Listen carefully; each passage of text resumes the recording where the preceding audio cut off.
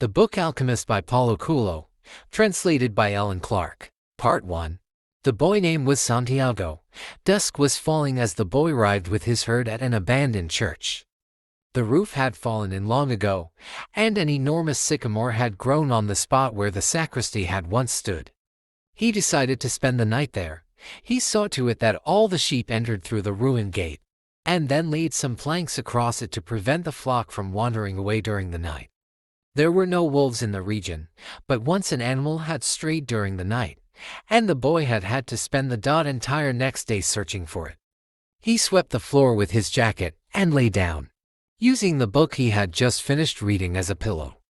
He told himself that he would have to start reading thicker books. They lasted longer and made more comfortable pillows.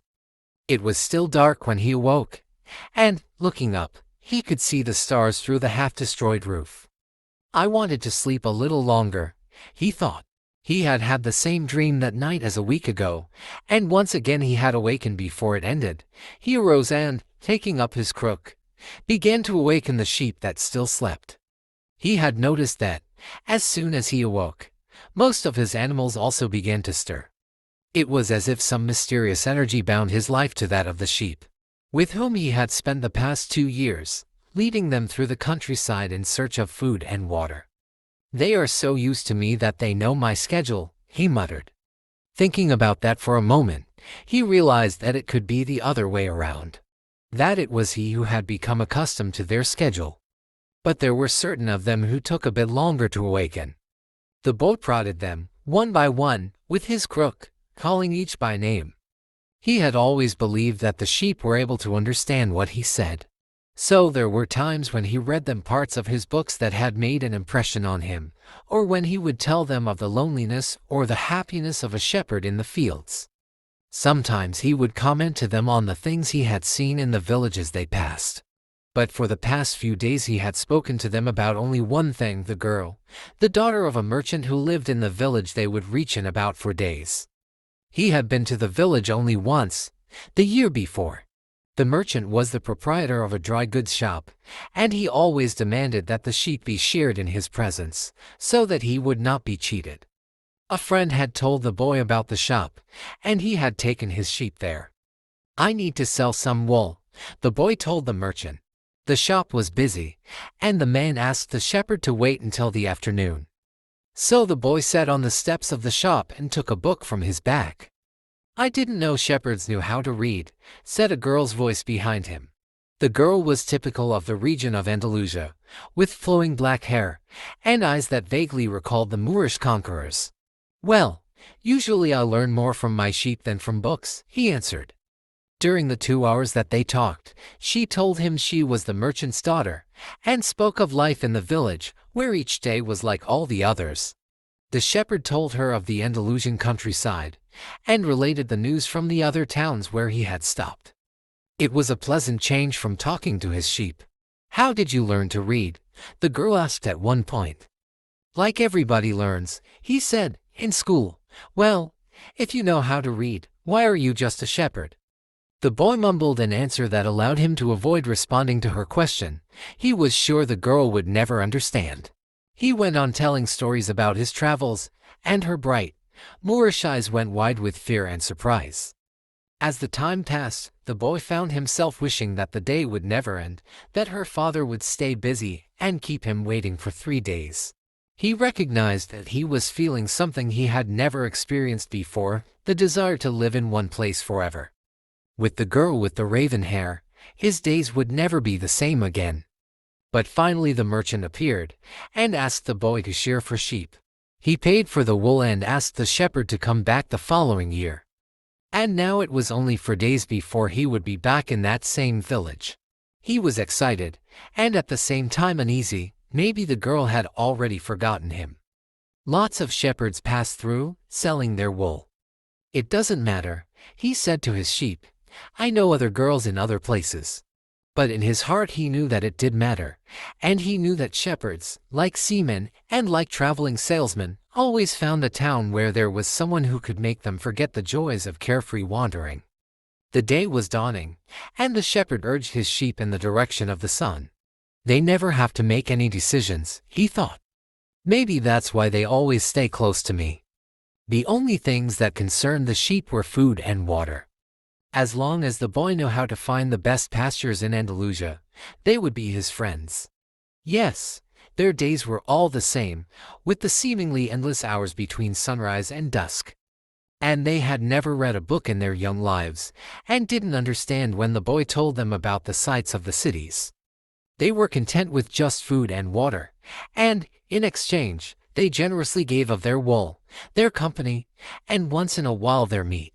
If I became a monster today, and decided to kill them, one by one, they would become aware only after most of the flock had been slaughtered, thought the boy. They trust me, and they've forgotten how to rely on their own instincts, because I lead them to nourishment. The boy was surprised at his thoughts.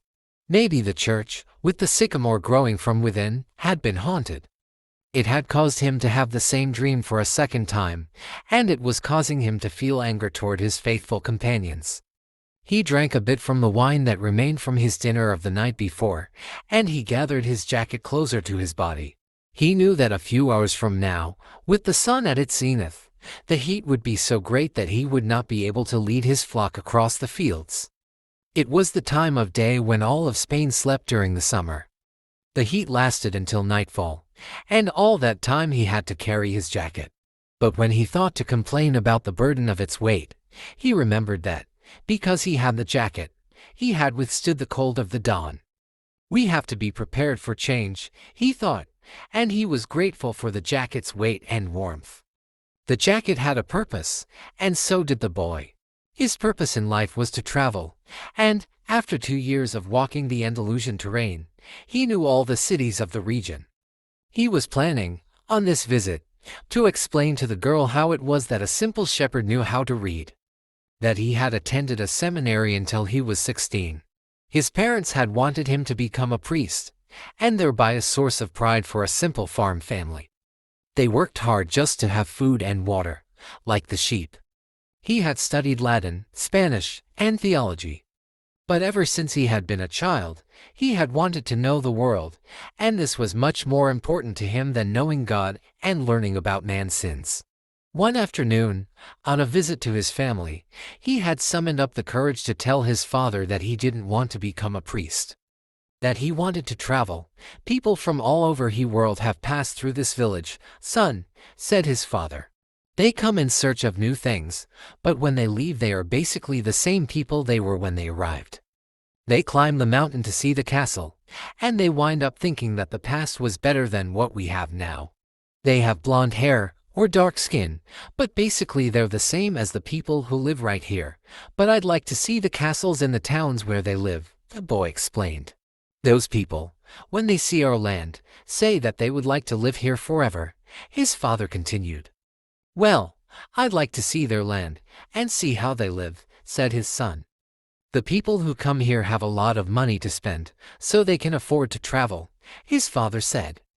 Amongst us, the only ones who travel are the shepherds. Well, then I'll be a shepherd, his father said no more. The next day, he gave his son a pouch that held 3 ancient Spanish gold coins. I found these one day in the fields. I wanted them to be a part of your inheritance, but use them to buy your flock. Take to the fields, and someday you'll learn that our countryside is the best, and our women are the most beautiful. And he gave the boy his blessing.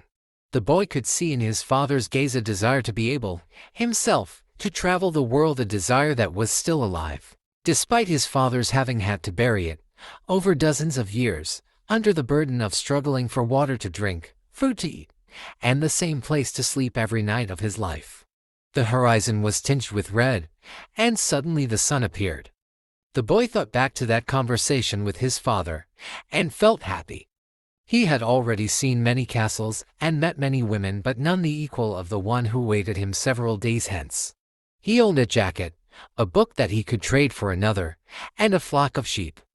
But, most important, he was able every day to live out his dream. If he were to tire of the Andalusian fields, he could sell his sheep and go to sea. By the time he had had enough of the sea, he would already have known other cities, other women, and other chances to be happy. I couldn't have found God in the seminary, he thought, as he looked at the sunrise. Whenever he could, he sought out a new road to travel. He had never been to that ruined church before, in spite of having traveled through those parts many times. The world was huge and inexhaustible. He had only to allow his sheep to set the route for a while, and he would discover other interesting things. The problem is that they don't even realize that they're walking a new road every day. They don't see that the fields are new and the seasons change. All they think about is food and water. Maybe we're all that way, the boy mused. Even me, I haven't thought of other women since I met the merchant's daughter. Looking at the sun, he calculated that he would reach Tarifa before midday. There, he could exchange his book for a thicker one, fill his wine bottle, shave, and have a haircut. He had to prepare himself for his meeting with the girl, and he didn't want to think about the possibility that some other shepherd, with a larger flock of sheep, had arrived there before him and asked for her hand. It's the possibility of having a dream come true that makes life interesting, he thought, as he looked again at the position of the sun, and hurried his pace. He had suddenly remembered that, in Tarifa, there was an old woman who interpreted dreams. The old woman led the boy to a room at the back of her house. It was separated from her living room by a curtain of colored beads. The room's furnishings consisted of a table, an image of the Sacred Heart of Jesus, and 2 chairs. The woman sat down, and told him to be seated as well. Then she took both of his hands in hers, and began quietly to pray. It sounded like a gypsy prayer.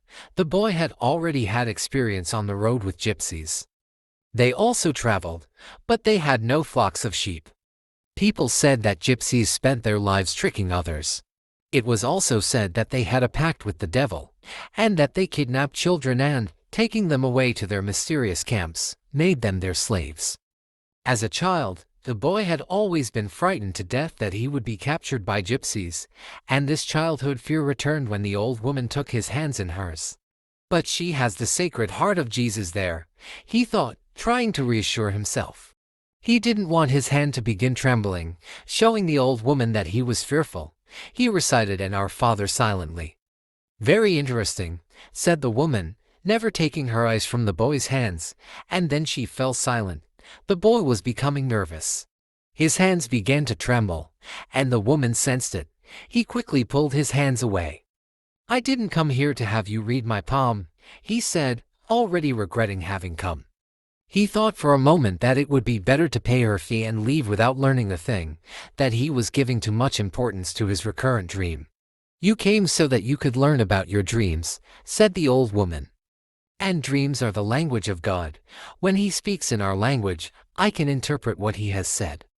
But if he speaks in the language of the soul, it is only you who can understand. But, whichever it is, I'm going to charge you for the consultation. Another trick, the boy thought, but he decided to take a chance. A shepherd always takes his chances with wolves and with drought, and that's what makes a shepherd's life exciting. I have had the same dream twice, he said.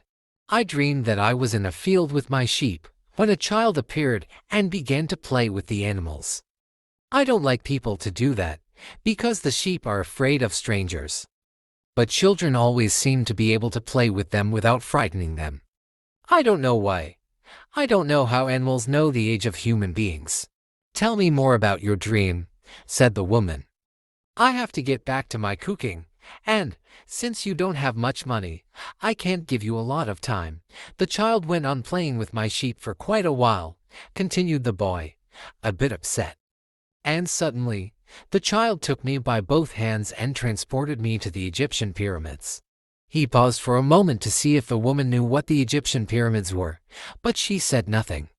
Then, at the Egyptian pyramids, he said the last 3 words slowly, so that the old woman would understand. The child said to me, if you come here, you will find a hidden treasure. And, just as she was about to show me the exact location, I woke up.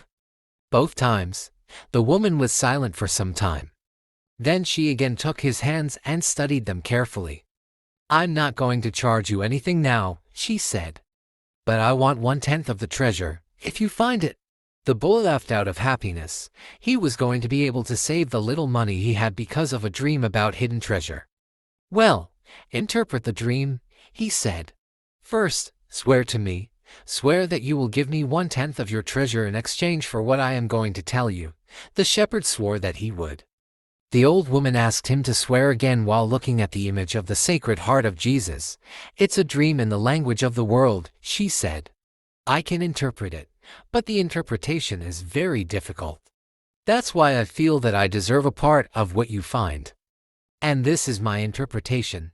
You must go to the pyramids in Egypt. I have never heard of them. But, if it was a child who showed them to you, they exist. There you will find a treasure that will make you a rich man. The boy was surprised, and then irritated.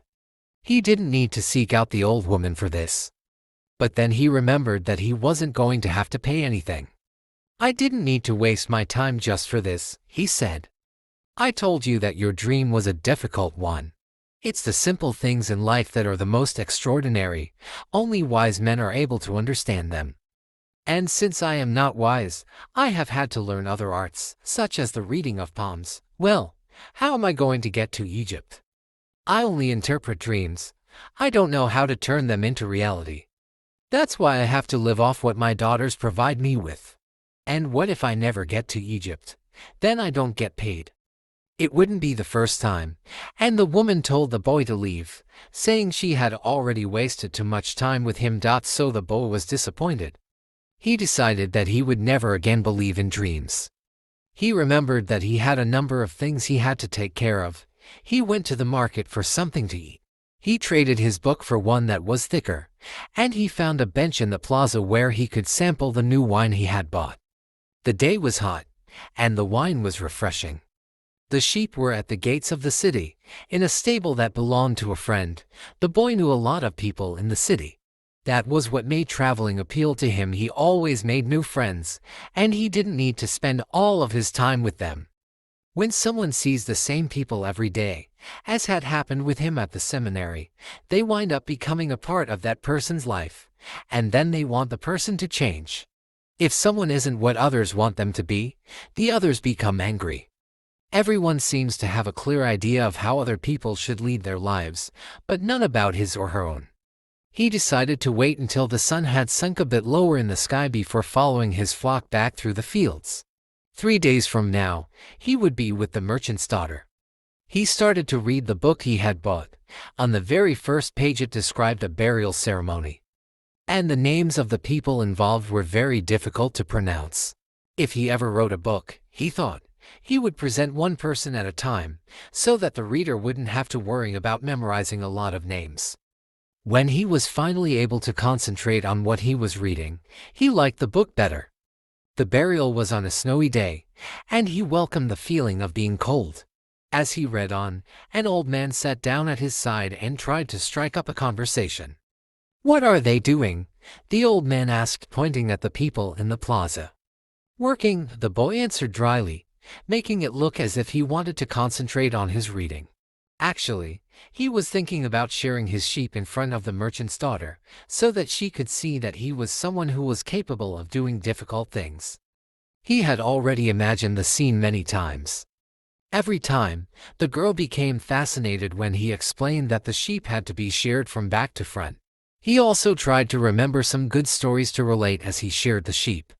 Most of them he had read in books, but he would tell them as if they were from his personal experience. She would never know the difference, because she didn't know how to read. Meanwhile, the old man persisted in his attempt to strike up a conversation. He said that he was tired and thirsty, and asked if he might have a sip of the boy's wine. The boy offered his bottle, hoping that the old man would leave him alone. But the old man wanted to talk, and he asked the boy what book he was reading. The boy was tempted to be rude, and moved to another bench, but his father had taught him to be respectful of the elderly. So, he held out the book to the man for 2 reasons. First, he himself wasn't sure how to pronounce the title. And second, that if the old man didn't know how to read, he would probably feel ashamed and decide of his own accord to change benches. Said the old man, looking at all sides of the book, as if it were some strange object. "This is an important book, but it's really irritating." The boy was shocked. The old man knew how to read, and had already read the book. And if the book was irritating, as the old man had said, the boy still had time to change it for another. It's a book that says the same thing almost all the other books in the world say, continued the old man. It describes people's inability to choose their own personal legends. And it ends up saying that everyone believes the world's greatest lie. What's the world's greatest lie? The boy asked, completely surprised.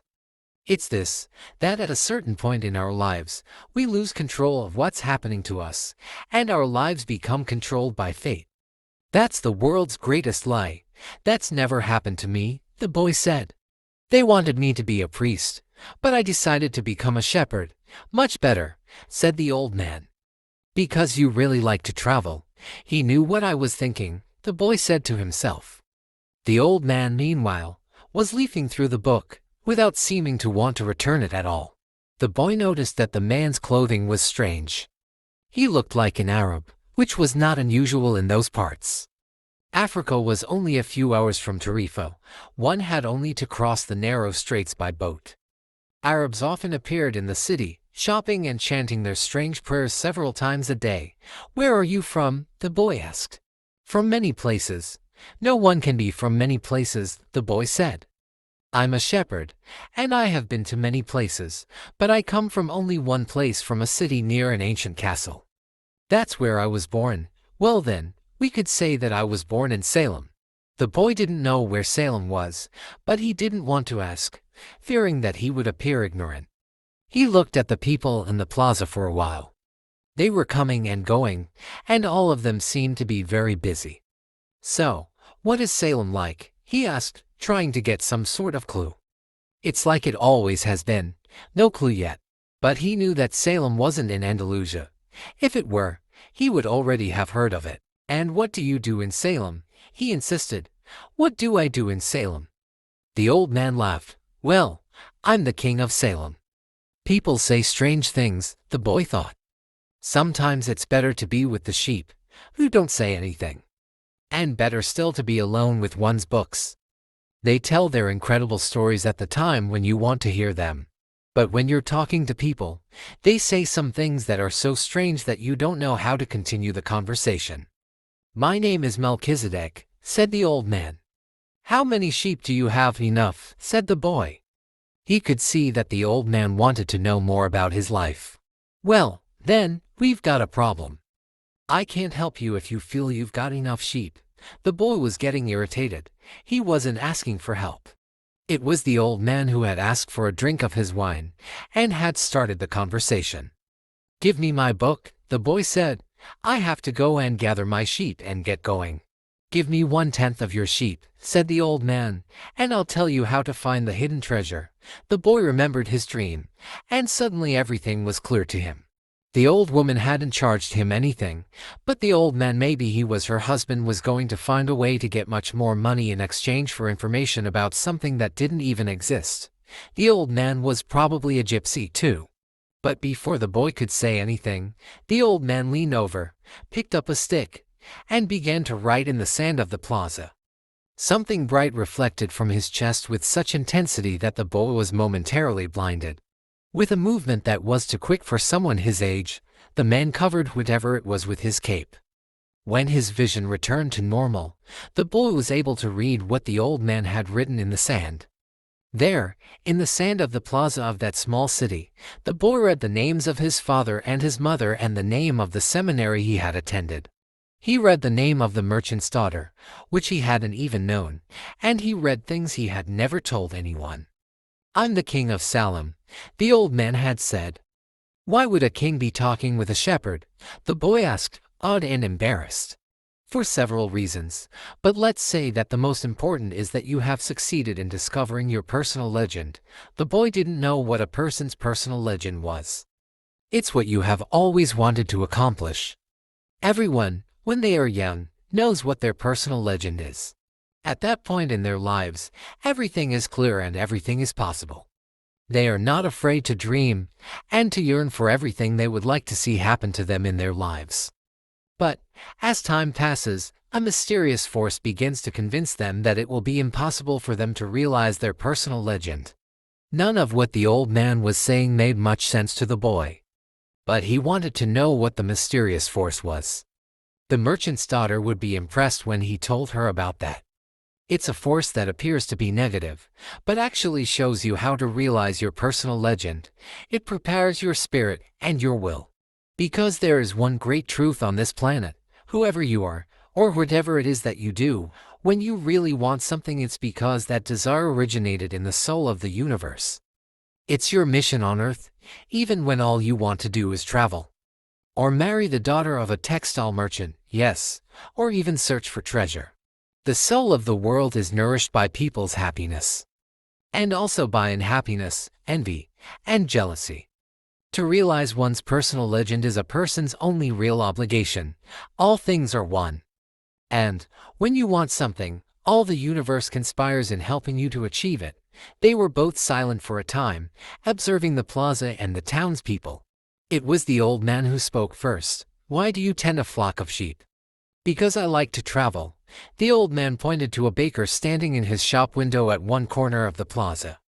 When he was a child, that man wanted to travel, too. But he decided first to buy his bakery and put some money aside. When he's an old man, he's going to spend a month in Africa. He never realized that people are capable, at any time in their lives, of doing what they dream of. He should have decided to become a shepherd, the boy said. Well, he thought about that, the old man said. But bakers are more important people than shepherds. Bakers have homes, while shepherds sleep out in the open. Parents would rather see their children marry bakers than shepherds. The boy felt a pang in his heart, thinking about the merchant's daughter. There was surely a baker in her town. The old man continued, "In the long run, what people think about shepherds and bakers becomes more important for them than their own personal legends." The old man leafed through the book and fell to reading a page he came to. The boy waited, and then interrupted the old man just as he himself had been interrupted. "Why are you telling me all this?" "Because you are trying to realize your personal legend. And you are at the point where you're about to give it all up. And that's when you always appear on the scene. Not always in this way, but I always appear in one form or another. Sometimes I appear in the form of a solution, or a good idea. At other times, at a crucial moment, I make it easier for things to happen. There are other things I do too, but most of the time people don't realize I've done them." The old man related that, the week before, he had been forced to appear before a miner, and had taken the form of a stone. The miner had abandoned everything to go mining for emeralds. For 5 years he had been working a certain river, and had examined hundreds of thousands of stones looking for an emerald. The miner was about to give it all up, right at the point when, if he were to examine just one more stone, just one more, he would find his emerald. Since the miner had sacrificed everything to his personal legend, the old man decided to become involved. He transformed himself into a stone that rolled up to the miner's foot. The miner, with all the anger and frustration of his 5 fruitless years, picked up the stone and threw it aside. But he had thrown it with such force that it broke the stone it fell upon, and there, embedded in the broken stone, was the most beautiful emerald in the world. "People learn, early in their lives, what is their reason for being," said the old man, with a certain bitterness. "Maybe that's why they give up on it so early, too. But that's the way it is." The boy reminded the old man that he had said something about hidden treasure. "Treasure is uncovered by the force of flowing water, and it is buried by the same currents," said the old man. "Gypsies are experts at getting people to do that," sighed the old man. "In any case, it's good that you've learned that everything in life has its price. This is what the warriors of the light try to teach." The old man returned the book to the boy. "Tomorrow, at this same time, bring me 1/10 of your flock, and I will tell you how to find the hidden treasure. Good afternoon. If you want to learn about your own treasure, you will have to give me 1/10 of your flock." "What about 1/10 of my treasure?" The old man looked disappointed. "If you start out by promising what you don't even have yet, you'll lose your desire to work toward getting it." The boy told him that he had already promised to give 1/10 of his treasure to the gypsy, and he vanished around the corner of the plaza. The boy began again to read his book, but he was no longer able to concentrate. He was tense and upset. because he knew that the old man was right. He went over to the bakery and bought a loaf of bread, thinking about whether or not he should tell the baker what the old man had said about him. Sometimes it's better to leave things as they are, he thought to himself, and decided to say nothing. If he were to say anything, the baker would spend 3 days thinking about giving it all up, even though he had gotten used to the way things were. The boy could certainly resist causing that kind of anxiety for the baker. So he began to wander through the city, and found himself at the gates. There was a small building there, with a window at which people bought tickets to Africa, and he knew that Egypt was in Africa. "Can I help you?" asked the man behind the window. "Maybe tomorrow," said the boy, moving away. If he sold just one of his sheep, he'd have enough to get to the other shore of the strait. The idea frightened him. "Another dreamer," said the ticket seller to his assistant, watching the boy walk away. "He doesn't have enough money to travel." While standing at the ticket window, the boy had remembered his flock, and decided he should go back to being a shepherd. In 2 years he had learned everything about shepherding. He knew how to shear sheep, how to care for pregnant ewes, and how to protect the sheep from wolves. He knew all the fields and pastures of Andalusia. And he knew what was the fair price for every one of his animals. He decided to return to his friend's stable by the longest route possible. As he walked past the city's castle, he interrupted his return and climbed the stone ramp that led to the top of the wall. From there, he could see Africa in the distance. Someone had once told him that it was from there that the Moors had come to occupy all of Spain. He could see almost the entire city from where he sat, including the plaza where he had talked with the old man. "Curse the moment I met that old man," he thought. He had come to the town only to find a woman who could interpret his dream. Neither the woman nor the old man was at all impressed by the fact that he was a shepherd. They were solitary individuals who no longer believed in things, and didn't understand that shepherds become attached to their sheep. He knew everything about each member of his flock. He knew which ones were lame, which one was to give birth 2 months from now, and which were the laziest. He knew how to shear them, and how to slaughter them. If he ever decided to leave them, they would suffer. The wind began to pick up. He knew that wind. People called it the Levanter, because on it the Moors had come from the Levant at the eastern end of the Mediterranean. The Levanter increased in intensity. "Here I am, between my flock and my treasure," the boy thought. He had to choose between something he had become accustomed to and something he wanted to have. There was also the merchant's daughter, but she wasn't as important as his flock, because she didn't depend on him. Maybe she didn't even remember him. He was sure that it made no difference to her on which day he appeared. For her, every day was the same, and when each day is the same as the next, it's because people fail to recognize the good things that happen in their lives every day that the sun rises. "I left my father, my mother, and the town castle behind. They have gotten used to my being away, and so have I. The sheep will get used to me not being there too," the boy thought. From where he sat, he could observe the plaza. People continued to come and go from the baker's shop. A young couple sat on the bench where he had talked with the old man. "That baker," he said to himself, without completing the thought. The Levanter was still getting stronger, and he felt its force on his face. That wind had brought the Moors, yes, but it had also brought the smell of the desert and of veiled women. It had brought with it the sweat and the dreams of men who had once left to search for the unknown, and for gold and adventure and for the pyramids. The boy felt jealous of the freedom of the wind, and saw that he could have the same freedom. There was nothing to hold him back except himself. The sheep, the merchant's daughter, and the fields of Andalusia were only steps along the way to his personal legend. The next day, the boy met the old man at noon. He brought 6 sheep with him. "I'm surprised," the boy said. "My friend bought all the other sheep immediately. He said that he had always dreamed of being a shepherd, and that it was a good omen." "That's the way it always is," said the old man. "It's called the principle of favorability. When you play cards the first time, you are almost sure to win. Beginner's luck. Why is that? Because there is a force that wants you to realize your personal legend. It whets your appetite with a taste of success. Then the old man began to inspect the sheep, and he saw that one was lame. The boy explained that it wasn't important, since that sheep was the most intelligent of the flock, and produced the most wool. "Where is the treasure?" he asked. "It's in Egypt, near the pyramids." The boy was startled. The old woman had said the same thing, but she hadn't charged him anything. In order to find the treasure, you will have to follow the omens. God has prepared a path for everyone to follow. You just have to read the omens that he left for you. Before the boy could reply, a butterfly appeared and fluttered between him and the old man. He remembered something his grandfather had once told him, that butterflies were a good omen. Like crickets, and like grasshoppers, like lizards and four-leaf clovers.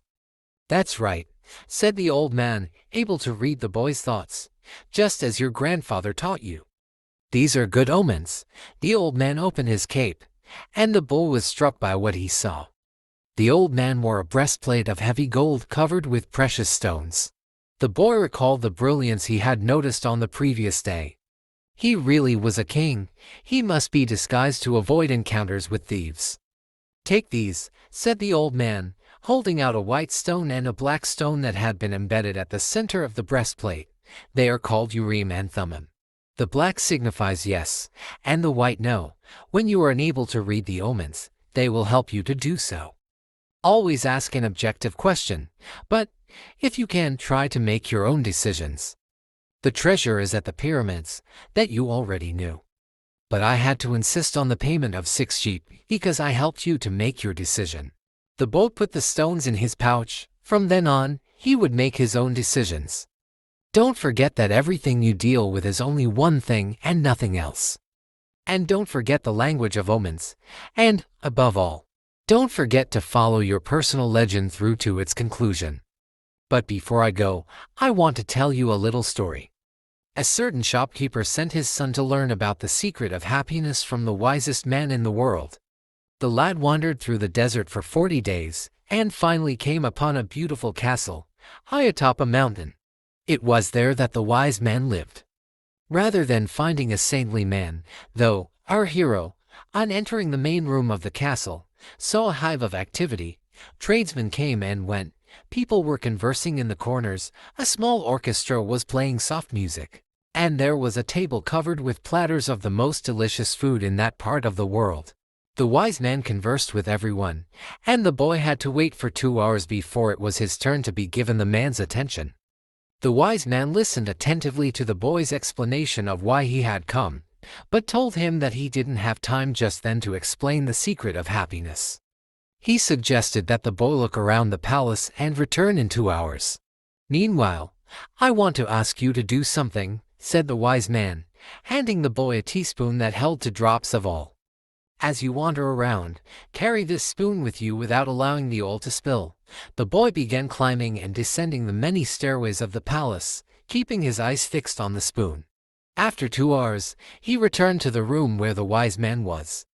"Well," asked the wise man, "did you see the Persian tapestries that are hanging in my dining hall? Did you see the garden that it took the master gardener 10 years to create? Did you notice the beautiful parchments in my library?" The boy was embarrassed, and confessed that he had observed nothing. His only concern had been not to spill the oil that the wise man had entrusted to him. "Then go back and observe the marvels of my world," said the wise man. "You cannot trust a man if you don't know his house." Relieved, the boy picked up the spoon and returned to his exploration of the palace, this time observing all of the works of art on the ceilings and the walls. He saw the gardens, the mountains all around him, the beauty of the flowers, and the taste with which everything had been selected. Upon returning to the wise man, he related in detail everything he had seen. "But where are the drops of oil I entrusted to you?" asked the wise man. Looking down at the spoon he held, the boy saw that the oil was gone. "Well, there is only one piece of advice I can give you," said the wisest of wise men. "The secret of happiness is to see all the marvels of the world, and never to forget the drops of oil on the spoon." The shepherd said nothing. He had understood the story the old king had told him. A shepherd may like to travel, but he should never forget about his sheep. The old man looked at the boy and, with his hands held together, made several strange gestures over the boy's head. Then, taking his sheep, he walked away. At the highest point in Tarifa there is an old fort, built by the Moors. From atop its walls, one can catch a glimpse of Africa. Melchizedek, the king of Salem, sat on the wall of the fort that afternoon, and felt the levanter blowing in his face. The sheep fidgeted nearby, uneasy with their new owner and excited by so much change. All they wanted was food and water. Melchizedek watched a small ship that was plowing its way out of the port. He would never again see the boy, just as he had never seen Abraham again after having charged him his 1/10 fee. That was his work. The gods should not have desires, because they don't have personal legends. But the king of Salem hoped desperately that the boy would be successful. "It's too bad that he's quickly going to forget my name," he thought. "I should have repeated it for him. Then when he spoke about me he would say that I am Melchizedek, the king of Salem." He looked to the skies, feeling a bit abashed, and said, "I know it's the vanity of vanities, as you said, my lord, but an old king sometimes has to take some pride in himself." "How strange Africa is," thought the boy. He was sitting in a bar very much like the other bars he had seen along the narrow streets of Tangier. Some men were smoking from a gigantic pipe that they passed from one to the other. In just a few hours he had seen men walking hand in hand, women with their faces covered, and priests that climbed to the tops of towers and chanted as everyone about him went to their knees and placed their foreheads on the ground. A practice of infidels, he said to himself. As a child in church, he had always looked at the image of Saint Santiago Matamoros on his white horse, his sword unsheathed, and figures such as these kneeling at his feet. The boy felt ill and terribly alone. The infidels had an evil look about them. Besides this, in the rush of his travels he had forgotten a detail, just one detail, which could keep him from his treasure for a long time. Only Arabic was spoken in this country. The owner of the bar approached him, and the boy pointed to a drink that had been served at the next table. It turned out to be a bitter tea. The boy preferred wine. But he didn't need to worry about that right now. What he had to be concerned about was his treasure, and how he was going to go about getting it. The sale of his sheep had left him with enough money in his pouch, and the boy knew that in money there was magic. Whoever has money is never really alone. Before long, maybe in just a few days, he would be at the pyramids. An old man, with a breastplate of gold, wouldn't have lied just to acquire 6 sheep. The old man had spoken about signs and omens, and, as the boy was crossing the strait, he had thought about omens. Yes, the old man had known what he was talking about. During the time the boy had spent in the fields of Andalusia, he had become used to learning which path he should take by observing the ground and the sky. He had discovered that the presence of a certain bird meant that a snake was nearby, and that a certain shrub was a sign that there was water in the area. The sheep had taught him that, if God leads the sheep so well, he will also lead a man, he thought, and that made him feel better. The tea seemed less bitter. "Who are you?" he heard a voice ask him in Spanish.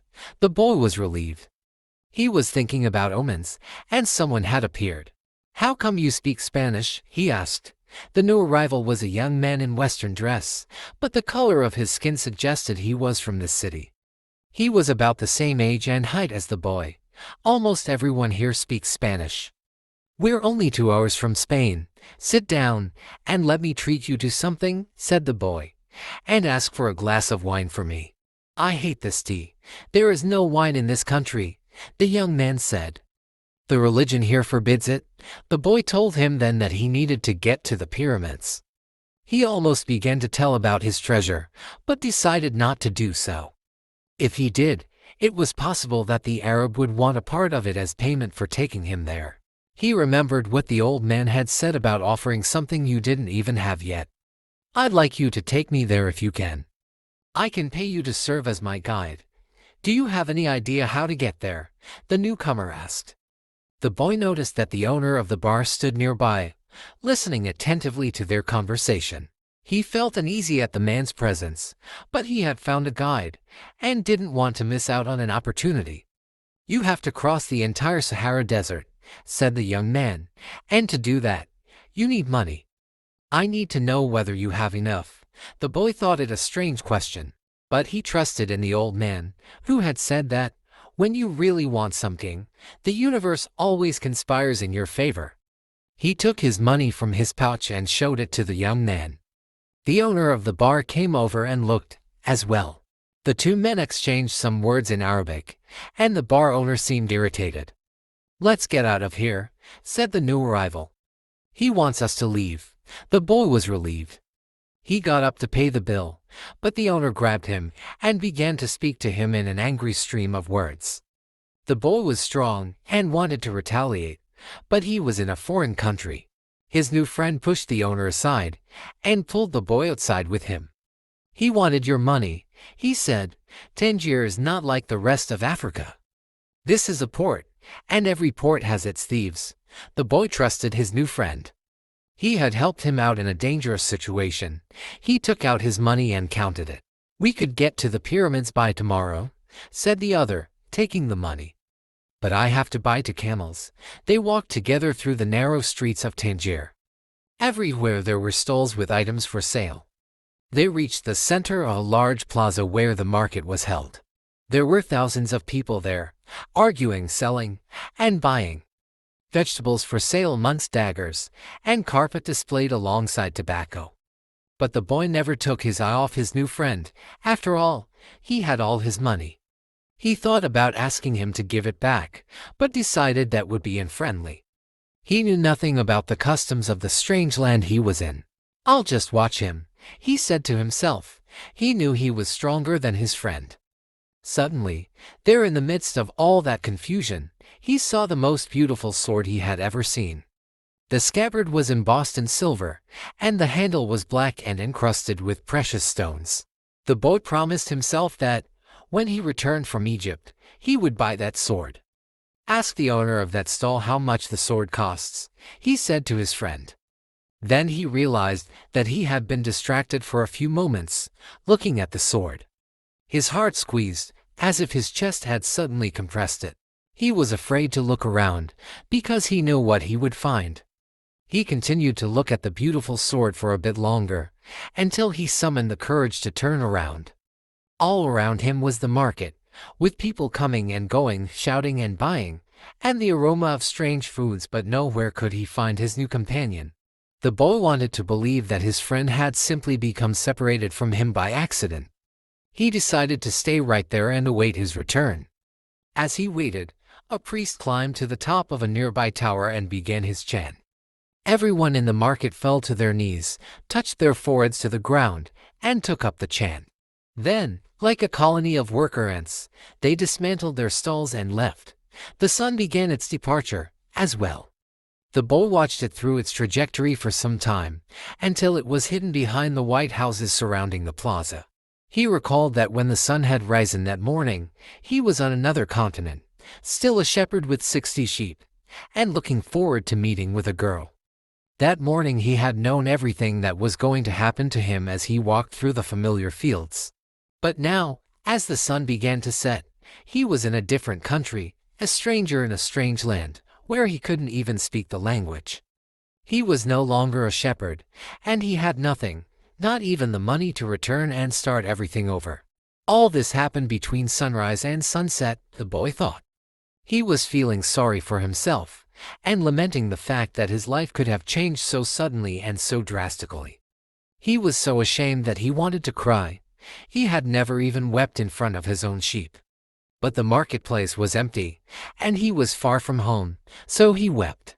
He wept because God wasn't fair, and because this was the way God repaid those who believed in their dreams. "When I had my sheep, I was happy, and I made those around me happy. People saw me coming and welcomed me," he thought, "but now I'm sad and alone. I'm going to become bitter and distrustful of people because one person betrayed me. I'm going to hate those who have found their treasure because I never found mine. And I'm going to hold on to what little I have, because I'm too insignificant to conquer the world." He opened his pouch to see what was left of his possessions. Maybe there was a bit left of the sandwich he had eaten on the ship. But all he found was the heavy book, his jacket, and the 2 stones the old man had given him. As he looked at the stones, he felt relieved for some reason. He had exchanged 6 sheep for 2 precious stones that had been taken from a gold breastplate. He could sell the stones and buy a return ticket. But this time I'll be smarter, the boy thought, removing them from the pouch so he could put them in his pocket. This was a port town, and the only truthful thing his friend had told him was that port towns are full of thieves. Now he understood why the owner of the bar had been so upset. He was trying to tell him not to trust that man. Unlike everyone else, I see the world in terms of what I would like to see happen, not what actually does. He ran his fingers slowly over the stones, sensing their temperature and feeling their surfaces. They were his treasure. Just handling them made him feel better. They reminded him of the old man. When you want something, all the universe conspires in helping you to achieve it, he had said. The boy was trying to understand the truth of what the old man had said. There he was in the empty marketplace, without a cent to his name, and with not a sheep to guard through the night. But the stones were proof that he had met with a king who knew of the boy's past. They're called Urim and Thummim, and they can help you to read the omens. The boy put the stones back in the pouch and decided to do an experiment. The old man had said to ask very clear questions, and to do that, the boy had to know what he wanted. So, he asked if the old man's blessing was still with him. He took out one of the stones. It was yes. Am I going to find my treasure? He asked. He stuck his hand into the pouch and felt around for one of the stones. As he did so, both of them pushed through a hole in the pouch and fell to the ground. The boy had never even noticed that there was a hole in his pouch. He knelt down to find Urim and Thummim and put them back in the pouch. But as he saw them lying there on the ground, another phrase came to his mind. Learn to recognize omens and follow them, the old king had said. An omen, the boy smiled to himself. He picked up the 2 stones and put them back in his pouch. He didn't consider mending the hole the stones could fall through any time they wanted. He had learned that there were certain things one shouldn't ask about, so as not to flee from one's own personal legend. I promised that I would make my own decisions, he said to himself. But the stones had told him that the old man was still with him, and that made him feel more confident. He looked around at the empty plaza again, feeling less desperate than before. This wasn't a strange place, it was a new one. After all, what he had always wanted was just that, to know new places. Even if he never got to the pyramids, he had already traveled farther than any shepherd he knew. Oh, if they only knew how different things are just 2 hours by ship from where they are, he thought. Although his new world at the moment was just an empty marketplace, he had already seen it when it was teeming with life, and he would never forget it. He remembered the sword. It hurt him a bit to think about it, but he had never seen one like it before. As he mused about these things, he realized that he had to choose between thinking of himself as the poor victim of a thief and as an adventurer in quest of his treasure. I'm an adventurer, looking for treasure, he said to himself. He was shaken into wakefulness by someone. He had fallen asleep in the middle of the marketplace, and life in the plaza was about to resume. Looking around, he sought his sheep, and then realized that he was in a new world. But instead of being saddened, he was happy. He no longer had to seek out food and water for the sheep. He could go in search of his treasure, instead. He had not a cent in his pocket, but he had faith. He had decided, the night before, that he would be as much an adventurer as the ones he had admired in books. He walked slowly through the market. The merchants were assembling their stalls, and the boy helped a candy seller to do his. The candy seller had a smile on his face. He was happy, aware of what his life was about, and ready to begin a day's work. His smile reminded the boy of the old man, the mysterious old king he had met. This candy merchant isn't making candy so that later he can travel or marry a shopkeeper's daughter. He's doing it because it's what he wants to do, thought the boy. He realized that he could do the same thing the old man had done, since whether a person was near to or far from his personal legend, just by looking at them. It's easy, and yet I've never done it before, he thought. When the stall was assembled, the candy seller offered the boy the first sweet he had made for the day. The boy thanked him, ate it, and went on his way. When he had gone only a short distance, he realized that, While they were erecting the stall, one of them had spoken Arabic and the other Spanish, and they had understood each other perfectly well. There must be a language that doesn't depend on words, the boy thought.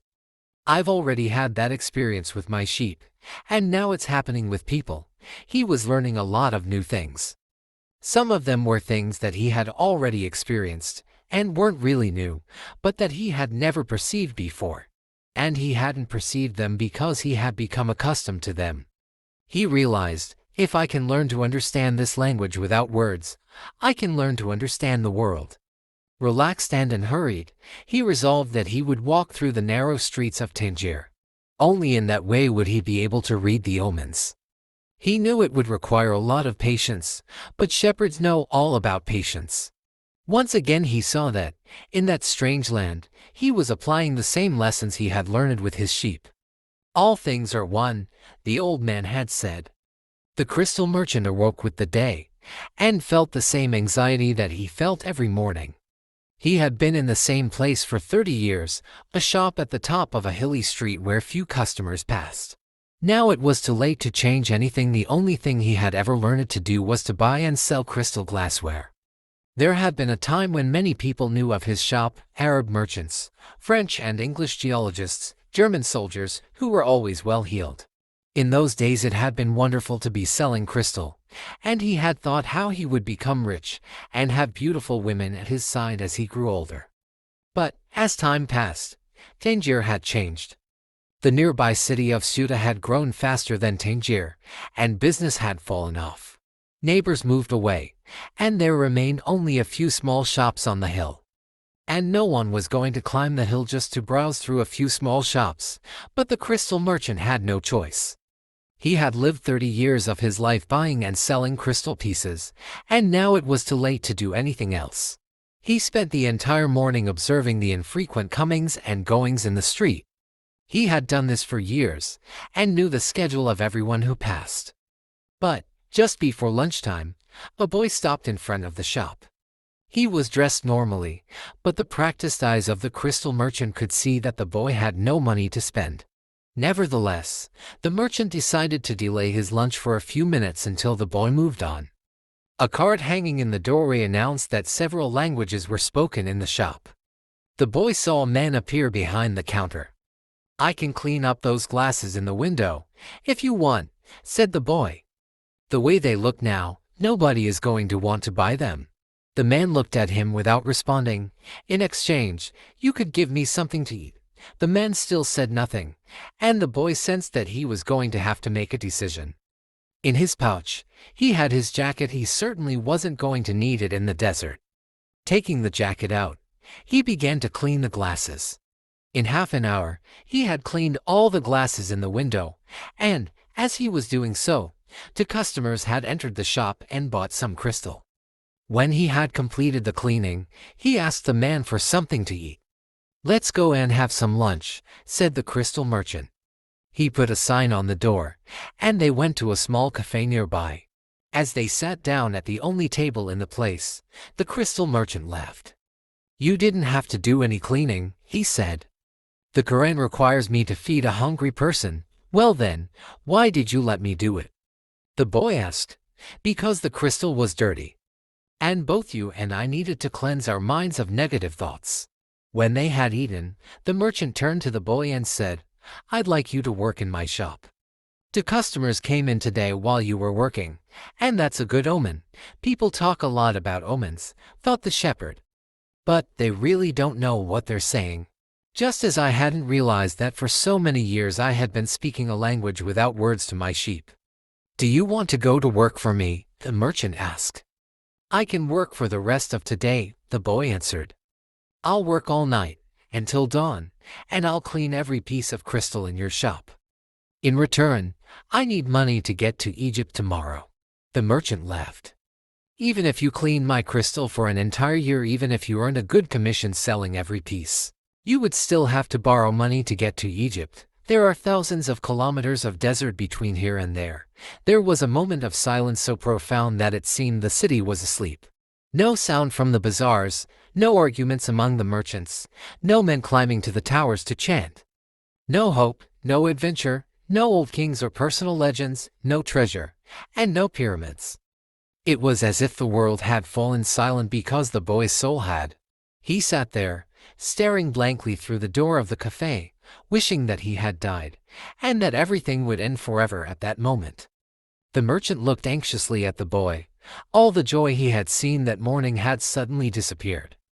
"I can give you the money you need to get back to your country, my son," said the crystal merchant. The boy said nothing. He got up, adjusted his clothing, and picked up his pouch. "I'll work for you," he said, and after another long silence, he added, "I need money to buy some sheep." Part 2. The boy had been working for the crystal merchant for almost a month, and he could see that it wasn't exactly the kind of job that would make him happy. The merchant spent the entire day mumbling behind the counter, telling the boy to be careful with the pieces and not to break anything. But he stayed with the job because the merchant, although he was an old grouch, treated him fairly. The boy received a good commission for each piece he sold, and had already been able to put some money aside. That morning he had done some calculating. If he continued to work every day as he had been, he would need a whole year to be able to buy some sheep. "I'd like to build a display case for the crystal," the boy said to the merchant. "We could place it outside and attract those people who pass at the bottom of the hill." "I've never had one before," the merchant answered. "People will pass by and bump into it, and pieces will be broken. Well, when I took my sheep through the fields, some of them might have died if we had come upon a snake. But that's the way life is with sheep and with shepherds." The merchant turned to a customer who wanted 3 crystal glasses. He was selling better than ever, as if time had turned back to the old days when the street had been one of Tangier's major attractions. "Business has really improved," he said to the boy, after the customer had left. "I'm doing much better, and soon you'll be able to return to your sheep. Why ask more out of life?" "Because we have to respond to omens," the boy said, almost without meaning to. Then he regretted what he had said, because the merchant had never met the king. "It's called the principle of favorability, beginner's luck. Because life wants you to achieve your personal legend," the old king had said. But the merchant understood what the boy had said. The boy's very presence in the shop was an omen, and, as time passed and money was pouring into the cash drawer, he had no regrets about having hired the boy. The boy was being paid more money than he deserved, because the merchant, thinking that sales wouldn't amount to much, had offered the boy a high commission rate. He had assumed he would soon return to his sheep. "Why did you want to get to the pyramids?" he asked. "To get away from the business of the display." "Because I've always heard about them," the boy answered, saying nothing about his dream. The treasure was now nothing but a painful memory, and he tried to avoid thinking about it. "I don't know anyone around here who would want to cross the desert just to see the pyramids," said the merchant. "They're just a pile of stones. You could build one in your backyard." "You've never had dreams of travel," said the boy, turning to wait on a customer who had entered the shop. 2 days later, the merchant spoke to the boy about the display. "I don't much like change," he said. "You and I aren't like Hassan, that rich merchant. If he makes a buying mistake, it doesn't affect him much. But we have to live with our mistakes." "That's true enough," the boy thought, ruefully. "Why did you think we should have the display?" "I want to get back to my sheep faster. We have to take advantage when luck is on our side, and do as much to help it as it's doing to help us. It's called the principle of favorability, or beginner's luck." The merchant was silent for a few moments. Then he said, "The Prophet gave us the Quran, and left us just 5 obligations to satisfy during our lives. The most important is to believe only in the one true God. The others are to pray 5 times a day, fast during Ramadan, and be charitable to the poor." He stopped there. His eyes filled with tears as he spoke of the Prophet. He was a devout man, and, even with all his impatience, he wanted to live his life in accordance with Muslim law. "What's the 5th obligation?" the boy asked. 2 days ago, you said that I had never dreamed of travel," the merchant answered. "The 5th obligation of every Muslim is a pilgrimage. We are obliged, at least once in our lives, to visit the holy city of Mecca. Mecca is a lot farther away than the pyramids. When I was young, all I wanted to do was put together enough money to start this shop. I thought that someday I'd be rich and could go to Mecca. I began to make some money, but I could never bring myself to leave someone in charge of the shop. The crystals are delicate things. At the same time, people were passing my shop all the time, heading for Mecca. Some of them were rich pilgrims, traveling in caravans with servants and camels, but most of the people making the pilgrimage were poorer than I. All who went there were happy at having done so. They placed the symbols of the pilgrimage on the doors of their houses. One of them, a cobbler who made his living mending boots, said that he had traveled for almost a year through the desert, but that he got more tired when he had to walk through the streets of Tangier buying his leather. "Well, why don't you go to Mecca now?" asked the boy. "Because it's the thought of Mecca that keeps me alive. That's what helps me face these days that are all the same, these mute crystals on the shelves, and lunch and dinner at that same horrible cafe. I'm afraid that if my dream is realized, I'll have no reason to go on living. You dream about your sheep and the pyramids, but you're different from me, because you want to realize your dreams. I just want to dream about Mecca. I've already imagined 1,000 times crossing the desert, arriving at the plaza of the sacred stone, the 7 times I walk around it before allowing myself to touch it. I've already imagined the people who would be at my side, and those in front of me, and the conversations and prayers we would share. But I'm afraid that it would all be a disappointment, so I prefer just to dream about it." That day, the merchant gave the boy permission to build the display. Not everyone can see his dreams come true in the same way. 2 more months passed, and the shelf brought many customers into the crystal shop. The boy estimated that, if he worked for 6 more months, he could return to Spain and buy 60 sheep, and yet another 60. In less than a year, he would have doubled his flock, and he would be able to do business with the Arabs, because he was now able to speak their strange language. Since that morning in the marketplace, he had never again made use of Urim and Thummim, because Egypt was now just as distant a dream for him as was Mecca for the merchant. Anyway, the boy had become happy in his work, and thought all the time about the day when he would disembark at Tarif as a winner. "You must always know what it is that you want," the old king had said. The boy knew, and was now working toward it. Maybe it was his treasure to have wound up in that strange land, met up with a thief, and doubled the size of his flock without spending a cent. He was proud of himself. He had learned some important things, like how to deal in crystal, and about the language without words and about omens. One afternoon he had seen a man at the top of the hill, complaining that it was impossible to find a decent place to get something to drink after such a climb.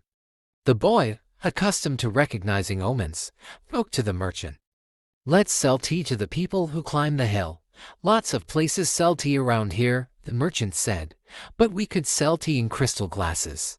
The people will enjoy the tea and want to buy the glasses." "I have been told that beauty is the great seducer of men."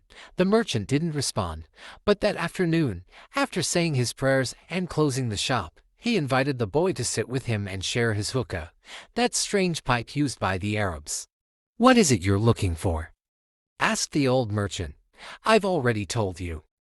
I need to buy my sheep back, so I have to earn the money to do so." The merchant put some new coals in the hookah, and inhaled deeply. "I've had this shop for 30 years. I know good crystal from bad, and everything else there is to know about crystal. I know its dimensions and how it behaves. If we serve tea in crystal, the shop is going to expand. And then I'll have to change my way of life. Well, isn't that good? I'm already used to the way things are. Before you came, I was thinking about how much time I had wasted in the same place, while my friends had moved on, and either went bankrupt or did better than they had before. It made me very depressed. Now, I can see that it hasn't been too bad. The shop is exactly the size I always wanted it to be. I don't want to change anything, because I don't know how to deal with change. I'm used to the way I am." The boy didn't know what to say. The old man continued, "You have been a real blessing to me. Today, I understand something I didn't see before. Every blessing ignored becomes a curse. I don't want anything else in life. But you are forcing me to look at wealth and at horizons I have never known. Now that I have seen them, and now that I see how immense my possibilities are, I'm going to feel worse than I did before you arrived. Because I know the things I should be able to accomplish, and I don't want to do so. It's good I refrained from saying anything to the baker in Tarifa, thought the boy to himself. They went on smoking the pipe for a while as the sun began to set.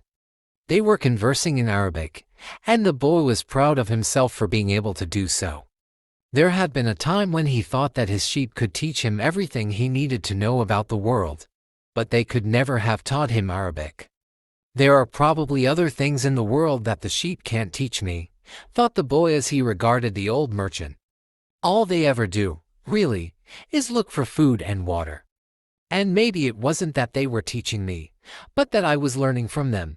Maktab, the merchant said, finally. What does that mean? You would have to have been born an Arab to understand, he answered. But in your language it would be something like it is written. And, as he smothered the coals in the hookah, he told the boy that he could begin to sell tea in the crystal glasses. Sometimes, there's just no way to hold back the river. The men climbed the hill, and they were tired when they reached the top. But there they saw a crystal shop that offered refreshing mint tea. They went in to drink the tea, which was served in beautiful crystal glasses. My wife never thought of this, said one, and he bought some crystal. He was entertaining guests that night, and the guests would be impressed by the beauty of the glassware. The other man remarked that tea was always more delicious when it was served in crystal, because the aroma was retained. The third said that it was a tradition in the Orient to use crystal glasses for tea because it had magical powers. Before long, the news spread, and a great many people began to climb the hill to see the shop that was doing something new in a trade that was so old. Other shops were open that served tea in crystal, but they weren't at the top of a hill, and they had little business. Eventually, the merchant had to hire more employees. He began to import enormous quantities of tea, along with his crystal, and his shop was sought out by men and women with a thirst for things new. And, in that way, the months passed. The boy awoke before dawn. It had been 11 months and 9 days since he had first set foot on the African continent. He dressed in his Arabian clothing of white linen, bought especially for this day. He put his headcloth in place and secured it with a ring made of camel skin. Wearing his new sandals, he descended the stairs silently. The city was still sleeping. He prepared himself a sandwich and drank some hot tea from a crystal glass. Then he sat in the sun-filled doorway, smoking the hookah. He smoked in silence, thinking of nothing, and listening to the sound of the wind that brought the scent of the desert. When he had finished his smoke, he reached into one of his pockets, and sat there for a few moments, regarding what he had withdrawn. It was a bundle of money, enough to buy himself 120 sheep, a return ticket, and a license to import products from Africa into his own country. He waited patiently for the merchant to awaken and open the shop. Then the two went off to have some more tea. I'm leaving today, said the boy.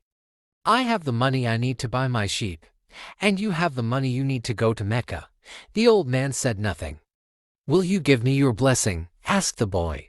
You have helped me. The man continued to prepare his tea, saying nothing.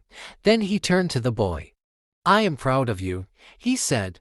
You brought a new feeling into my crystal shop. But you know that I'm not going to go to Mecca, just as you know that you're not going to buy your sheep. Who told you that? Asked the boy, startled. Maktab, said the old crystal merchant. And he gave the boy his blessing. The boy went to his room and packed his belongings. They filled 3 sacks. As he was leaving, he saw, in the corner of the room, his old shepherd's pouch. It was bunched up, and he had hardly thought of it for a long time. As he took his jacket out of the pouch, thinking to give it to someone in the street, the 2 stones fell to the floor. Urim and Thummim. It made the boy think of the old king, and it startled him to realize how long it had been since he had thought of him.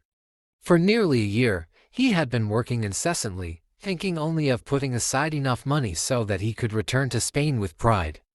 Never stop dreaming, the old king had said. Follow the omens. The boy picked up Urim and Thummim, and, once again, had the strange sensation that the old king was nearby. He had worked hard for a year, and the omens were that it was time to go. I'm going to go back to doing just what I did before, the boy thought. Even though the sheep didn't teach me to speak Arabic. But the sheep had taught him something even more important, that there was a language in the world that everyone understood, a language the boy had used throughout the time that he was trying to improve things at the shop. It was the language of enthusiasm, of things accomplished with love and purpose, and as part of a search for something believed in and desired. Tangier was no longer a strange city, and he felt that, just as he had conquered this place, he could conquer the world. When you want something, all the universe conspires to help you achieve it, the old king had said. But the old king hadn't said anything about being robbed, or about endless deserts, or about people who know what their dreams are but don't want to realize them. The old king hadn't told him that the pyramids were just a pile of stones, or that anyone could build one in his backyard. And he had forgotten to mention that, when you have enough money to buy a flock larger than the one you had before, you should buy it. The boy picked up his pouch and put it with his other things. He went down the stairs and found the merchant waiting on a foreign couple, while two other customers walked about the shop, drinking tea from crystal glasses. It was more activity than usual for this time of the morning. From where he stood, he saw for the first time that the old merchant's hair was very much like the hair of the old king. He remembered the smile of the candy seller, on his first day in Tangier, when he had nothing to eat and nowhere to go. That smile had also been like the old king's smile. It's almost as if he had been here and left his mark, he thought. And yet, none of these people has ever met the old king. On the other hand, he said that he always appeared to help those who are trying to realize their personal legend. He left without saying goodbye to the crystal merchant. He didn't want to cry with the other people there. He was going to miss the place and all the good things he had learned. He was more confident in himself, though, and felt as though he could conquer the world. But I'm going back to the fields that I know, to take care of my flock again. He said that to himself with certainty, but he was no longer happy with his decision. He had worked for an entire year to make a dream come true, and that dream, minute by minute, was becoming less important. Maybe because that wasn't really his dream. Who knows, maybe it's better to be like the crystal merchant and never go to Mecca, and just go through life wanting to do so, he thought, again trying to convince himself. But as he held Urim and Thummim in his hand, they had transmitted to him the strength and will of the old king. By coincidence, or maybe it was an omen, the boy thought he came to the bar he had entered on his first day there. The thief wasn't there, and the owner brought him a cup of tea. I can always go back to being a shepherd, the boy thought. I learned how to care for sheep, and I haven't forgotten how that's done. But maybe I'll never have another chance to get to the pyramids in Egypt. The old man wore a breastplate of gold, and he knew about my past. He really was a king, a wise king. The hills of Andalusia were only 2 hours away, but there was an entire desert between him and the pyramids. Yet the boy felt that there was another way to regard his situation. He was actually 2 hours closer to his treasure. The fact that the 2 hours had stretched into an entire year didn't matter. I know why I want to get back to my flock, he thought. I understand sheep. They're no longer a problem, and they can be good friends. On the other hand, I don't know if the desert can be a friend, and it's in the desert that I have to search for my treasure. If I don't find it, I can always go home. I finally have enough money, and all the time I need. Why not? He suddenly felt tremendously happy. He could always go back to being a shepherd. He could always become a crystal salesman again. Maybe the world had other hidden treasures, but he had a dream, and he had met with a king. That doesn't happen to just anyone, he was planning as he left the bar. He had remembered that one of the crystal merchant's suppliers transported his crystal by means of caravans that crossed the desert. He held Urim and Thummim in his hand. Because of those 2 stones, he was once again on the way to his treasure. I am always nearby when someone wants to realize their personal legend, the old king had told him. What could it cost to go over to the supplier's warehouse and find out if the pyramids were really that far away? The Englishman was sitting on a bench in a structure that smelled of animals, sweat, and dust. It was part warehouse, part corral. I never thought I'd end up in a place like this, he thought, as he leafed through the pages of a chemical journal. 10 years at the university, and here I am in a corral. But he had to move on. He believed in omens. All his life and all his studies were aimed at finding the one true language of the universe. First he had studied Esperanto, then the world's religions, and now it was alchemy. He knew how to speak Esperanto. He understood all the major religions well, but he wasn't yet an alchemist. He had unraveled the truths behind important questions, but his studies had taken him to a point beyond which he could not seem to go. He had tried in vain to establish a relationship with an alchemist. But the alchemists were strange people, who thought only about themselves, and almost always refused to help him. Who knows? Maybe they had failed to discover the secret of the masterwork, the Philosopher's Stone, and for this reason kept their knowledge to themselves. He had already spent much of the fortune left to him by his father, fruitlessly seeking the Philosopher's Stone. He had spent enormous amounts of time at the great libraries of the world, and had purchased all the rarest and most important volumes on alchemy. In one he had read that, many years ago, a famous Arabian alchemist had visited Europe. It was said that he was more than 200 years old, and that he had discovered the Philosopher's Stone and the elixir of life. The Englishman had been profoundly impressed by the story.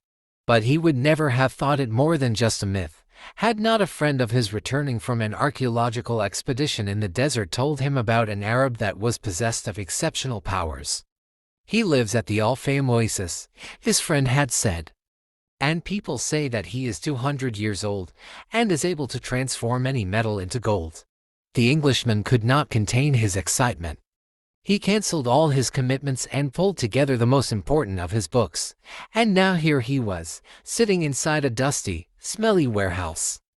Outside, a huge caravan was being prepared for a crossing of the Sahara, and was scheduled to pass through Al-Fayoum. I'm going to find that damned alchemist, the Englishman thought. And the odor of the animals became a bit more tolerable.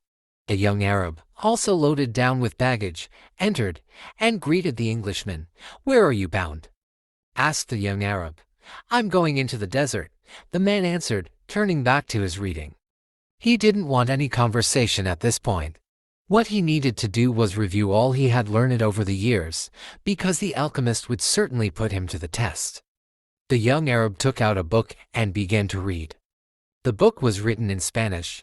"That's good," thought the Englishman. He spoke Spanish better than Arabic, and, if this boy was going to Al-Fayoum, there would be someone to talk to when there were no other important things to do.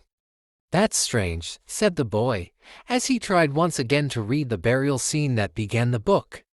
"I've been trying for 2 years to read this book, and I never get past these first few pages."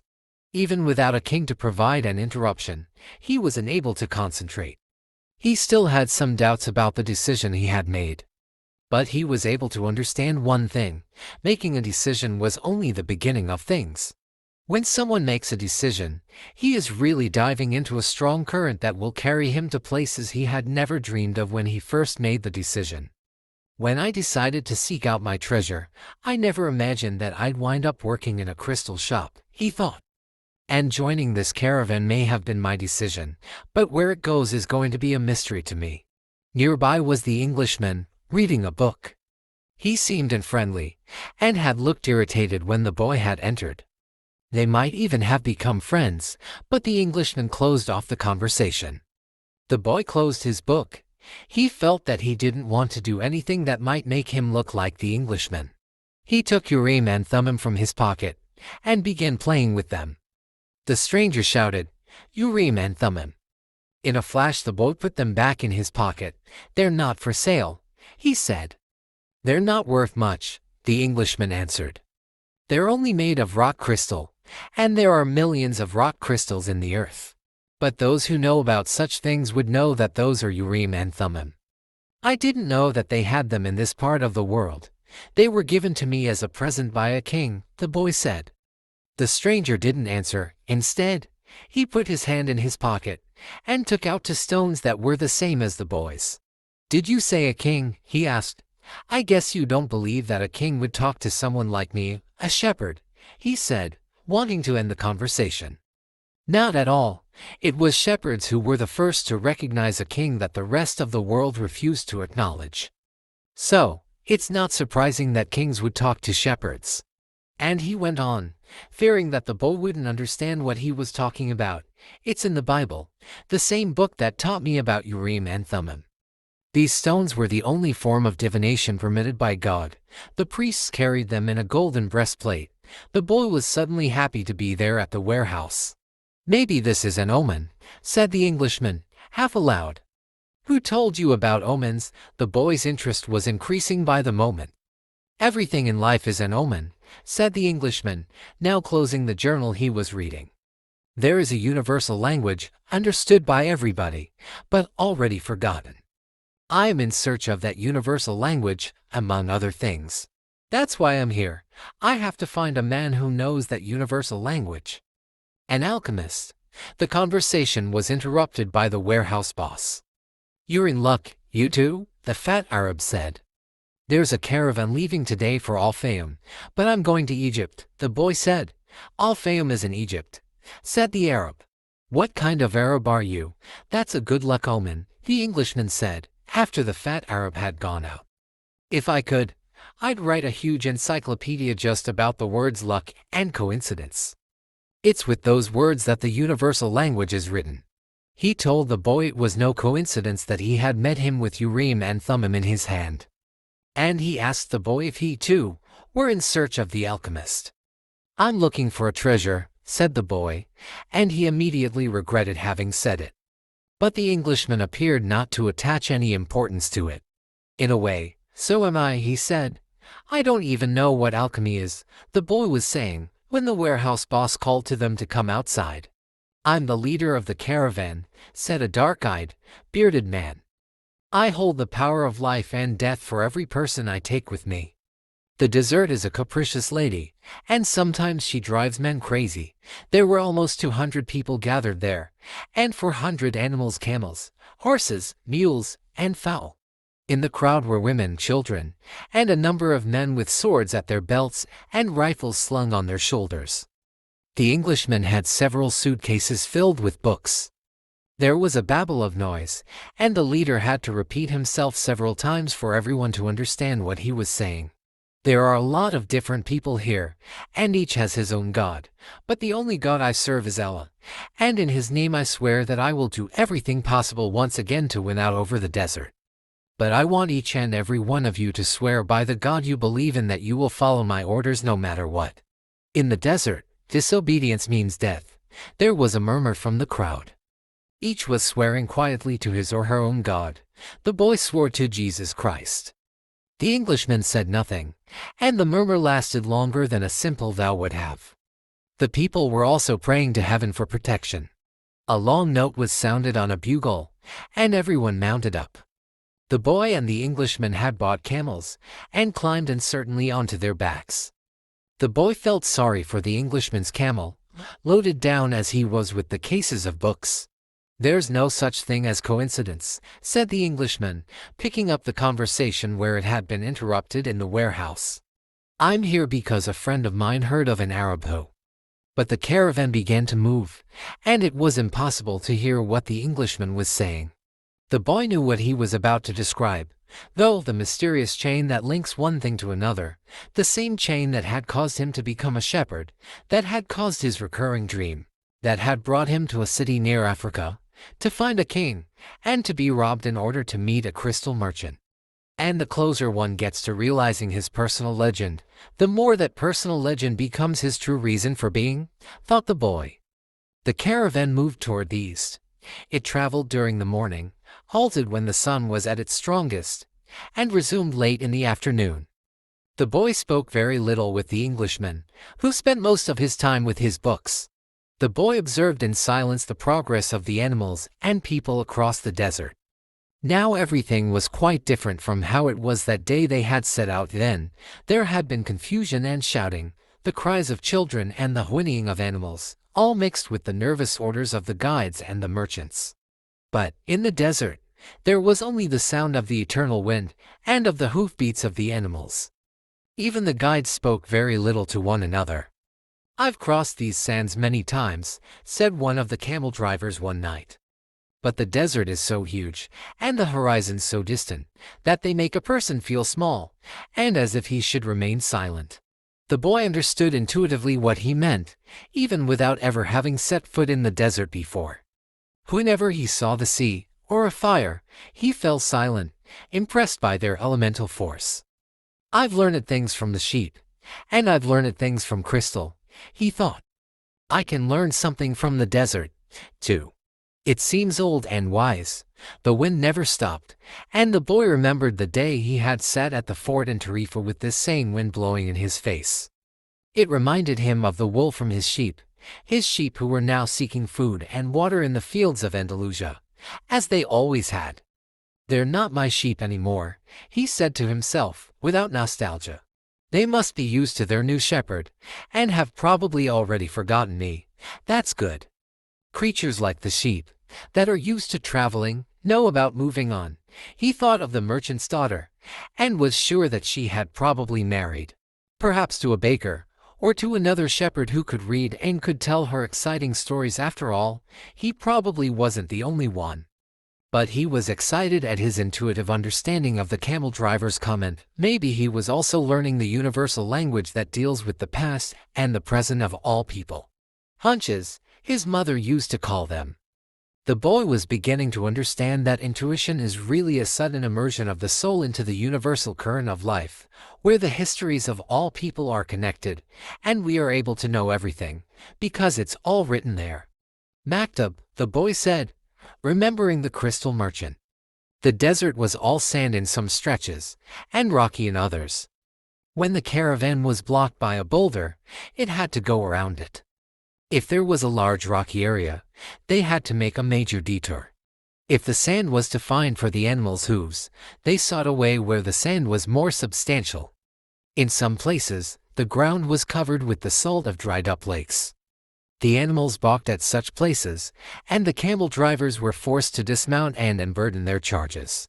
The drivers carried the freight themselves over such treacherous footing, and then reloaded the camels. If a guide were to fall or die, the camel drivers would draw lots and appoint a new one.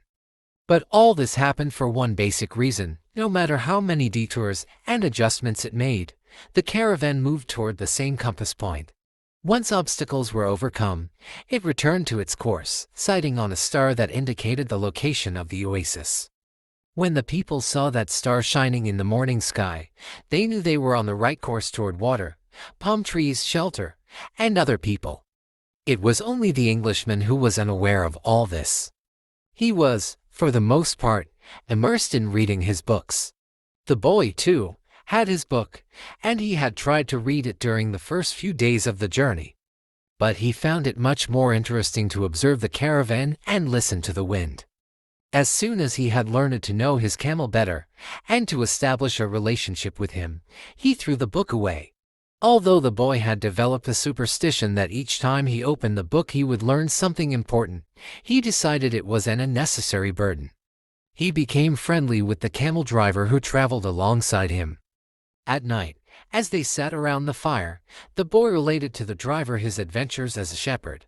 During one of these conversations, the driver told of his own life. "I used to live near Al-Khairam," he said. "I had my orchard, my children, and a life that would change not at all until I died." You could have died after peace had been declared, when the crop was the best ever. You were going to die. Mecca. At the end of the day, satisfied the only met obligation in my life, who had taken his falcon out into the desert, and that made me feel good. One day, the earth began to tremble, and the Nile overflowed its banks. It was something that I thought could happen only to others, never to me. My neighbors feared they would lose all their olive trees in the flood, and my wife was afraid that we would lose our children. I thought that everything I owned would be destroyed. The land was ruined, and I had to find some other way to earn a living. So now I'm a camel driver, but that disaster taught me to understand the word of Allah. People need not fear the unknown if they are capable of achieving what they need and want. We are afraid of losing what we have, whether it's our life or our possessions and property. But this fear evaporates when we understand that our life stories and the history of the world were written by the same hand, Sometimes, their caravan met with another. One always had something that the other needed, as if everything were indeed written by one hand. As they sat around the fire, zero camel drivers exchanged information about windstorms and told stories about the desert. At other times, mysterious, hooded men would appear. They were Bedouins who did surveillance along the caravan route. They provided warnings about thieves and barbarian tribes. They came in silence and departed the same way, dressed in black garments that showed only their eyes.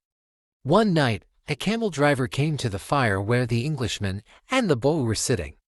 "There are rumors of tribal wars," he told them. The three fell silent. The boy noted that there was a sense of fear in the air, even though no one said anything. Once again he was experiencing the language without words. The universal language. The Englishman asked if they were in danger. "Once you get into the desert, there's no going back," said the camel driver. "And, when you can't go back, you have to worry only about the best way of moving forward. The rest is up to Allah, including the danger." And he concluded by saying the mysterious word "maktub." "You should pay more attention to the caravan," the boy said to the Englishman, after the camel driver had left. "We make a lot of detours, but we're always heading for the same destination, and you ought to read more about the world," answered the Englishman. Books are like caravans in that respect. The immense collection of people and animals began to travel faster. The days had always been silent, but now, even the nights when the travelers were accustomed to talking around the fires had also become quiet. And, one day, the leader of the caravan made the decision that the fires should no longer be lighted, so as not to attract attention to the caravan.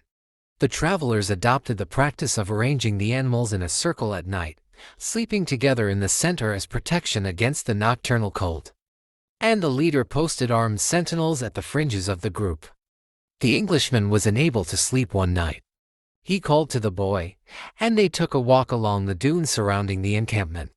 There was a full moon, and the boy told the Englishman the story of his life. The Englishman was fascinated with the part about the progress achieved at the crystal shop after the boy began working there. "That's the principle that governs all things," he said. "In alchemy, it's called the soul of the world. When you want something with all your heart, that's when you are closest to the soul of the world. It's always a positive force."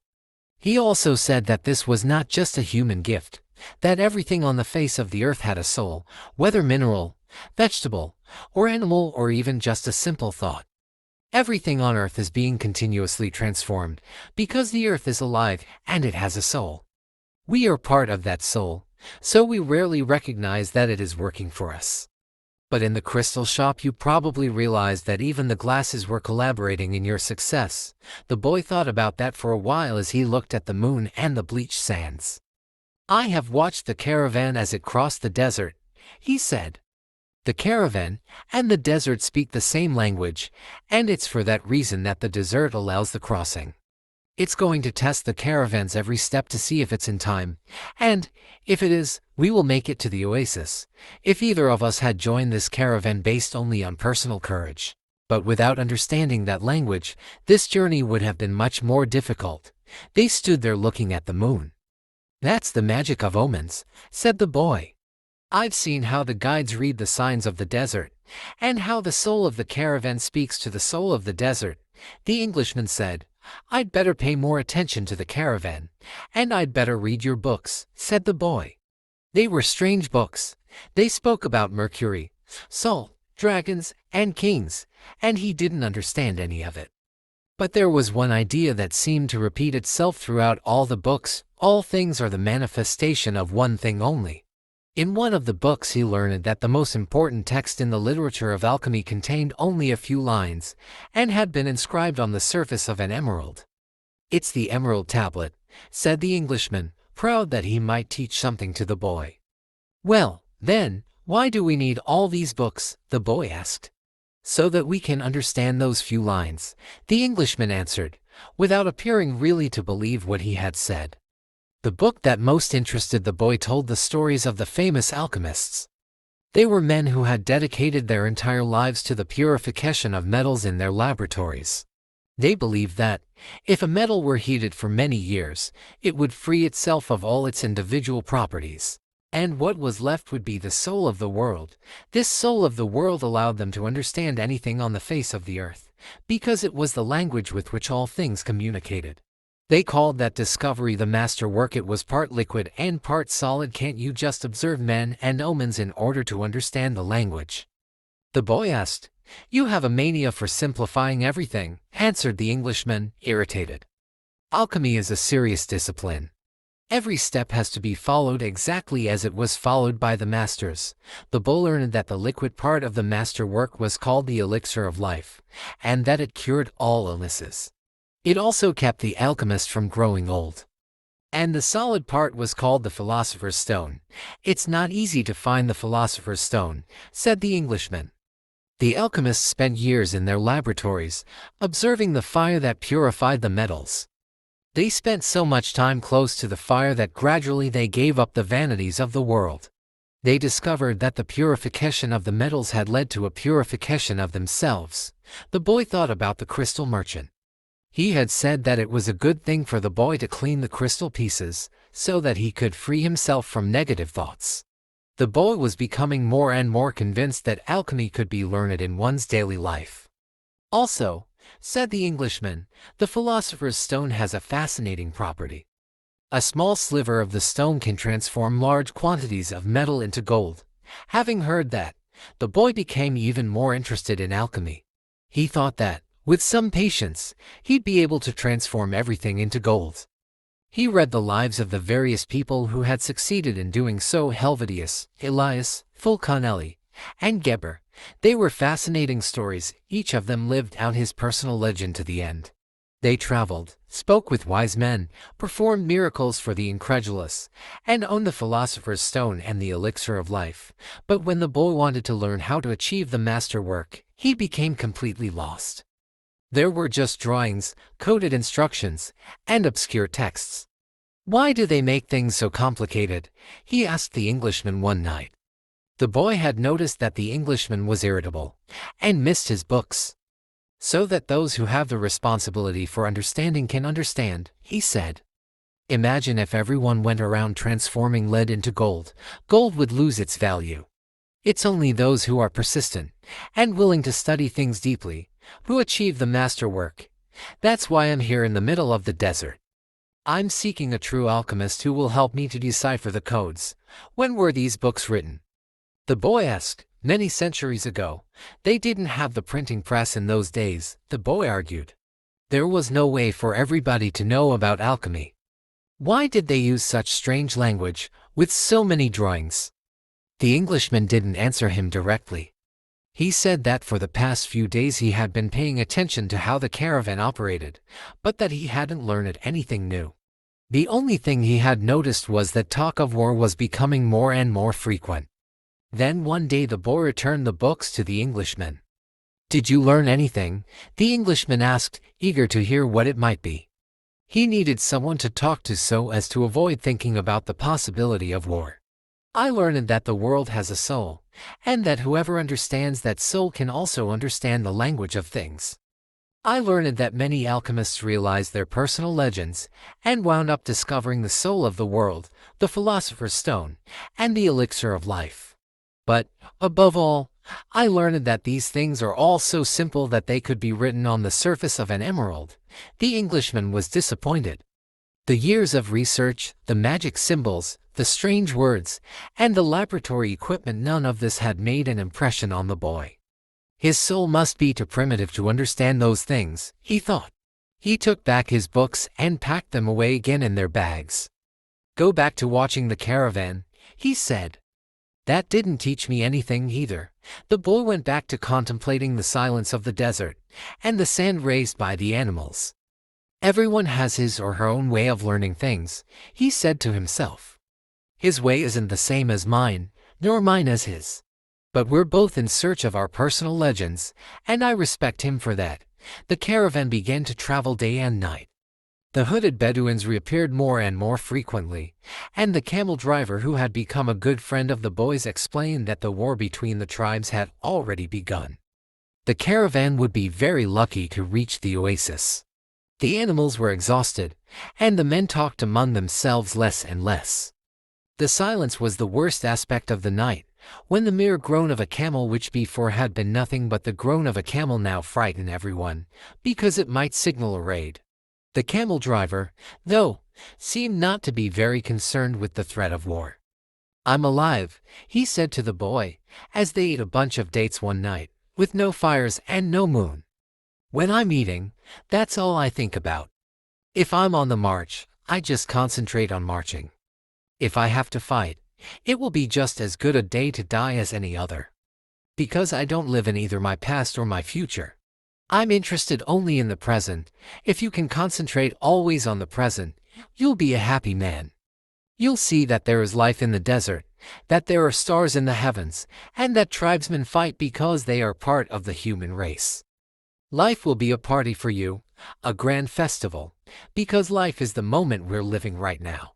2 nights later, as he was getting ready to bed down, the boy looked for the star they followed every night.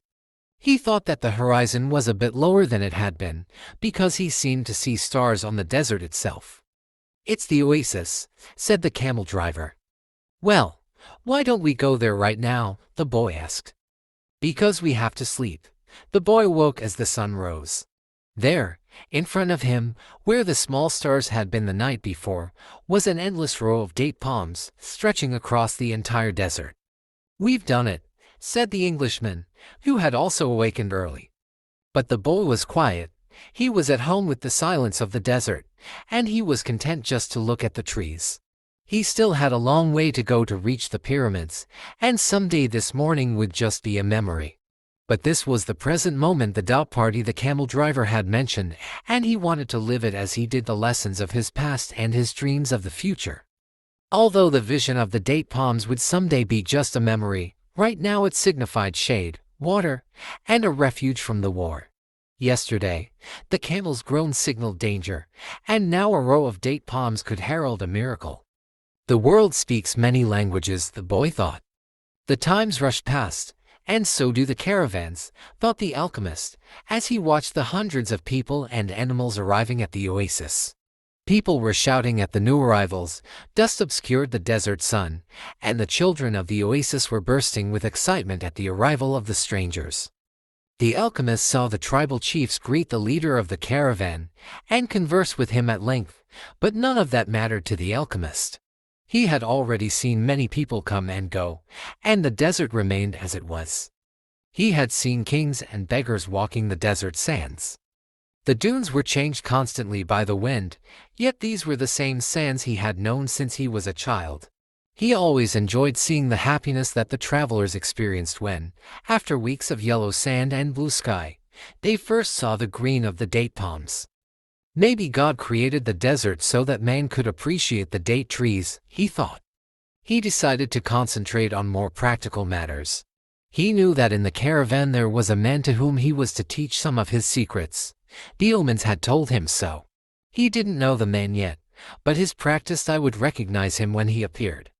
He hoped that it would be someone as capable as his previous apprentice. "I don't know why these things have to be transmitted by word of mouth," he thought. It wasn't exactly that they were secrets. God revealed his secrets easily to all his creatures. He had only one explanation for this fact: things have to be transmitted this way because they were made up from the pure life, and this kind of life cannot be captured in pictures or words. Because people become fascinated with pictures and words, and wind up forgetting the language of the world, the boy couldn't believe what he was seeing. The oasis, rather than being just a well surrounded by a few palm trees as he had seen once in a geography book, was much larger than many towns back in Spain. There were 300 wells, 50,000 date trees, and innumerable colored tents spread among them. "It looks like 1,001 nights," said the Englishman, impatient to meet with the alchemist. They were surrounded by children, curious to look at the animals and people that were arriving. The men of the oasis wanted to know if they had seen any fighting, and the women competed with one another for access to the cloth and precious stones brought by the merchants. The silence of the desert was a distant dream. The travelers in the caravan were talking incessantly, laughing and shouting, as if they had emerged from the spiritual world and found themselves once again in the world of people. They were relieved and happy.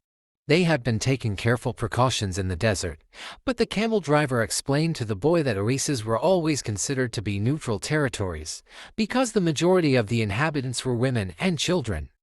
There were oases throughout the desert, but the tribesmen fought in the desert, leaving the oases as places of refuge. With some difficulty, the leader of the caravan brought all his people together and gave them his instructions.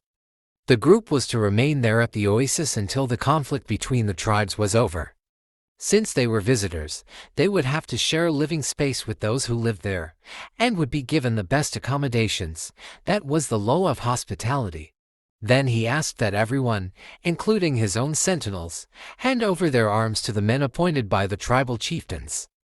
Those are the rules of war, the leader explained. The oasis may not shelter armies or troops. To the boy's surprise, the Englishman took a chrome-plated revolver out of his bag and gave it to the men who were collecting the arms. "Why a revolver?" he asked. "It helped me to trust in people," the Englishman answered. Meanwhile, the boy thought about his treasure. The closer he got to the realization of his dream, the more difficult things became. It seemed as if what the old king had called beginner's luck were no longer functioning. In his pursuit of the dream, he was being constantly subjected to tests of his persistence and courage, so he could not be hasty, nor impatient. If he pushed forward impulsively, he would fail to see the signs and omens left by God along his path. God placed them along my path. He had surprised himself with the thought. Until then, he had considered the omens to be things of this world, like eating or sleeping, or like seeking love or finding a job. He had never thought of them in terms of a language used by God to indicate what he should do. "Don't be impatient," he repeated to himself. "It's like the camel driver said, eat when it's time to eat, and move along when it's time to move along." That first day, everyone slept from exhaustion, including the Englishman. The boy was assigned a place far from his friend, in a tent with 5 other young men of about his age. They were people of the desert, and clamored to hear his stories about the great cities. The boy told them about his life as a shepherd, and was about to tell them of his experiences at the crystal shop when the Englishman came into the tent. "I've been looking for you all morning," he said, as he led the boy outside. "I need you to help me find out where the alchemist lives." First, they tried to find him on their own. An alchemist would probably live in a manner that was different from that of the rest of the people at the oasis, and it was likely that in his tent an oven was continuously burning. They searched everywhere, and found that the oasis was much larger than they could have imagined. There were hundreds of tents. "We've wasted almost the entire day," said the Englishman, sitting down with the boy near one of the wells. "Maybe we'd better ask someone," the boy suggested. The Englishman didn't want to tell others about his reasons for being at the oasis, and couldn't make up his mind. But, finally, he agreed that the boy, who spoke better Arabic than he, should do so. The boy approached a woman who had come to the well to fill a goatskin with water. "Good afternoon, ma'am. I'm trying to find out where the alchemist lives here at the oasis." The woman said she had never heard of such a person, and hurried away. But before she fled, she advised the boy that he had better not try to converse with women who were dressed in black, because they were married women. He should respect tradition. The Englishman was disappointed. It seemed he had made the long journey for nothing. The boy was also saddened. His friend was in pursuit of his personal legend. And, when someone was in such pursuit, the entire universe made an effort to help him succeed. That's what the old king had said. He couldn't have been wrong. "I had never heard of alchemists before," the boy said. "Maybe no one here has either." The Englishman's eyes lit up. "That's it. Maybe no one here knows what an alchemist is. Find out who it is who cures the people's illnesses." Several women dressed in black came to the well for water, but the boy would speak to none of them, despite the Englishman's insistence. Then a man approached. "Do you know someone here who cures people's illnesses?" the boy asked. "Allah cures our illnesses," said the man, clearly frightened of the strangers. "You're looking for witch doctors." He spoke some verses from the Quran, and moved on. Another man appeared. He was older, and was carrying a small bucket. The boy repeated his question. "Why do you want to find that sort of person?" the Arab asked. "Because my friend here has traveled for many months in order to meet with him," the boy said. "If such a man is here at the oasis, he must be the very powerful one," said the old man after thinking for a few moments. "Not even the tribal chieftains are able to see him when they want to. Only when he consents. Wait for the end of the war. Then leave with the caravan. Don't try to enter into the life of the oasis," he said, and walked away. But the Englishman was exultant. They were on the right track. Finally, a young woman approached, who was not dressed in black. She had a vessel on her shoulder, and her head was covered by a veil, but her face was uncovered. The boy approached her to ask about the alchemist. At that moment, it seemed to him that time stood still, and the soul of the world surged within him. When he looked into her dark eyes, and saw that her lips were poised between a laugh and silence, he learned the most important part of the language that all the world spoke, the language that everyone on earth was capable of understanding in their heart. It was love, something older than humanity, more ancient than the desert. Something that exerted the same force whenever two pairs of eyes met, as had theirs here at the well. She smiled, and that was certainly an omen, the omen he had been awaiting, without even knowing he was, for all his life. The omen he had sought to find with his sheep and in his books, in the crystals and in the silence of the desert. It was the pure language of the world. It required no explanation, just as the universe needs none as it travels through endless time. What the boy felt at that moment was that he was in the presence of the only woman in his life, and that, with no need for words, she recognized the same thing. He was more certain of it than of anything in the world. He had been told by his parents and grandparents that he must fall in love and really know a person before becoming committed. But maybe people who felt that way have never learned the universal language. Because, when you know that language, it's easy to understand that someone in the world awaits you, whether it's in the middle of the desert or in some great city. And when two such people encounter each other, and their eyes meet, the past and the future become unimportant. There is only that moment, and the incredible certainty that everything under the sun has been written by one hand only. It is the hand that evokes love, and creates a twin soul for every person in the world. Without such love, one's dreams would have no meaning. "Maktub," thought the boy. The Englishman shook the boy. "Come on, ask her." The boy stepped closer to the girl, and when she smiled, he did the same. "What's your name?" he asked. "Fatima," the girl said, averting her eyes. "That's what some women in my country are called. It's the name of the Prophet's daughter," Fatima said. The invaders carried the name everywhere. The beautiful girl spoke of the invaders with pride. The Englishman prodded him, and the boy asked her about the man who cured people's illnesses. "That's the man who knows all the secrets of the world," she said. "He communicates with the genies of the desert." The genies were the spirits of good and evil. And the girl pointed to the south, indicating that it was there the strange man lived. Then she filled her vessel with water and left. The Englishman vanished, too, gone to find the alchemist. And the boy sat there by the well for a long time, remembering that one day in Tarifa the Levanter had brought to him the perfume of that woman, and realizing that he had loved her before he even knew she existed. He knew that his love for her would enable him to discover every treasure in the world. The next day, the boy returned to the well, hoping to see the girl. To his surprise, the Englishman was there, looking out at the desert. "I waited all afternoon and evening," he said. He appeared with the first stars of evening. I told him what I was seeking, and he asked me if I had ever transformed lead into gold. I told him that was what I had come here to learn. He told me I should try to do so. That's all he said. Go and try. The boy didn't say anything. The poor Englishman had traveled all this way, only to be told that he should repeat what he had already done so many times. "So, then try," he said to the Englishman. "That's what I'm going to do. I'm going to start now." As the Englishman left, Fatima arrived and filled her vessel with water. "I came to tell you just one thing," the boy said. "I want you to be my wife. I love you, the girl dropped the container, and the water spilled. I'm going to wait here for you every day. I have crossed the desert in search of a treasure that is somewhere near the pyramids, and for me, the war seemed a curse. But now it's a blessing, because it brought me to you. The war is going to end someday, the girl said. The boy looked around him at the date palms.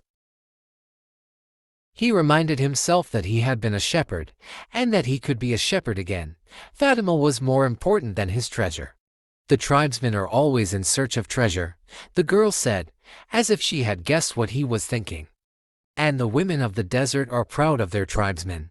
She refilled her vessel and left. The boy went to the well every day to meet with Fatima. He told her about his life as a shepherd, about the king, and about the crystal shop. They became friends, and except for the 15 minutes he spent with her, each day seemed that it would never pass. When he had been at the oasis for almost a month, the leader of the caravan called a meeting of all of the people traveling with him. We don't know when the war will end, so we can't continue our journey, he said. The battles may last for a long time, perhaps even years. There are powerful forces on both sides, and the war is important to both armies. It's not a battle of good against evil.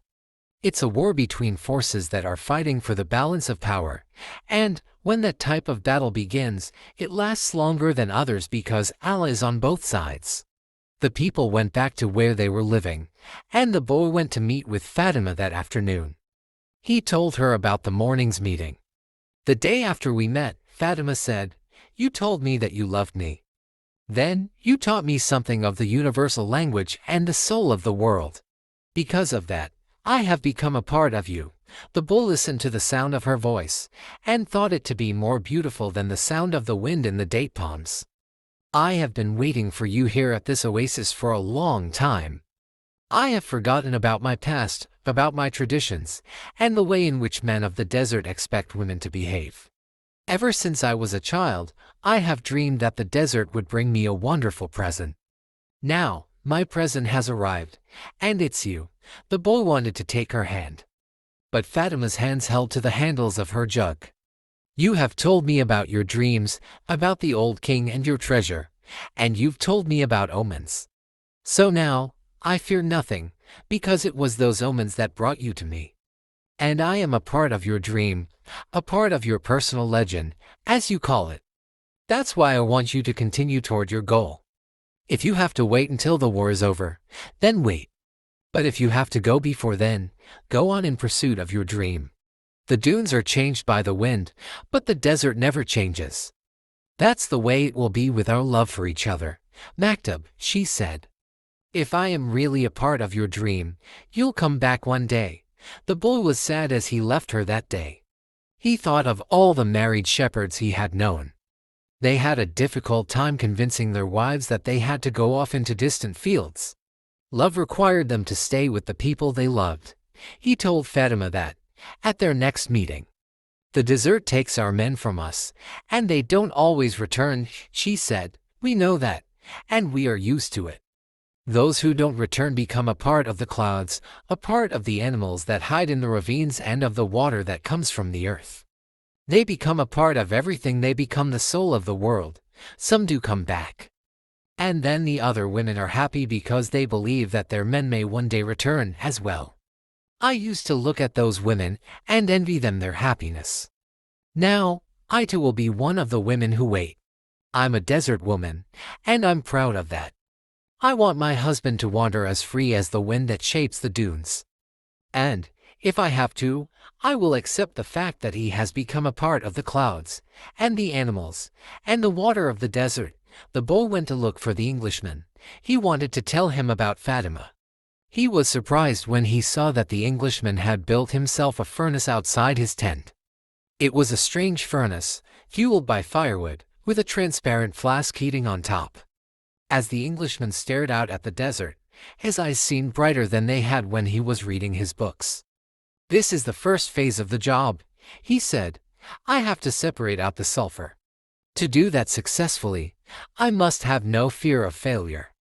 It was my fear of failure that first kept me from attempting the master work.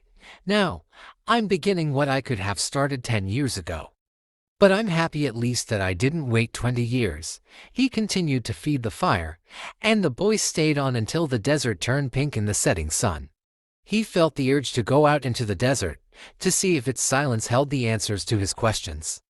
He wandered for a while, keeping the date palms of the oasis within sight. He listened to the wind, and felt the stones beneath his feet. Here and there, he found a shell, and realized that the desert, in remote times, had been a sea. He sat on a stone, and allowed himself to become hypnotized by the horizon. He tried to deal with the concept of love as distinct from possession, and couldn't separate them. But Fatima was a woman of the desert, and, if anything could help him to understand, it was the desert. As he sat there thinking, he sensed movement above him. Looking up, he saw a pair of hawks flying high in the sky. He watched the hawks as they drifted on the wind. Although their flight appeared to have no pattern, it made a certain kind of sense to the boy. It was just that he couldn't grasp what it meant. He followed the movement of the birds, trying to read something into it. Maybe these desert birds could explain to him the meaning of love without ownership. He felt sleepy. In his heart, he wanted to remain awake, but he also wanted to sleep. I am learning the language of the world, and everything in the world is beginning to make sense to me, even the flight of the hawks, he said to himself. And, in that mood, he was grateful to be in love. When you are in love, things make even more sense, he thought. Suddenly, one of the hawks made a flashing dive through the sky, attacking the other. As it did so, a sudden, fleeting image came to the boy, an army, with its swords at the ready, riding into the oasis. The vision vanished immediately, but it had shaken him. He had heard people speak of mirages, and had already seen some himself. They were desires that, because of their intensity, materialized over the sands of the desert. But he certainly didn't desire that an army invade the oasis. He wanted to forget about the vision, and return to his meditation. He tried again to concentrate on the pink shades of the desert, and its stones. But there was something there in his heart that wouldn't allow him to do so. Always heed the omens, the old king had said. The boy recalled what he had seen in the vision, and sensed that it was actually going to occur. He rose, and made his way back toward the palm trees. Once again, he perceived the many languages in the things about him. This time, the desert was safe, and it was the oasis that had become dangerous. The camel driver was seated at the base of a palm tree, observing the sunset. He saw the boy appear from the other side of the dunes. An army is coming, the boy said. I had a vision. The desert fills men's hearts with visions, the camel driver answered. But the boy told him about the hawks, that he had been watching their flight, and had suddenly felt himself to have plunged to the soul of the world. The camel driver understood what the boy was saying. He knew that any given thing on the face of the earth could reveal the history of all things.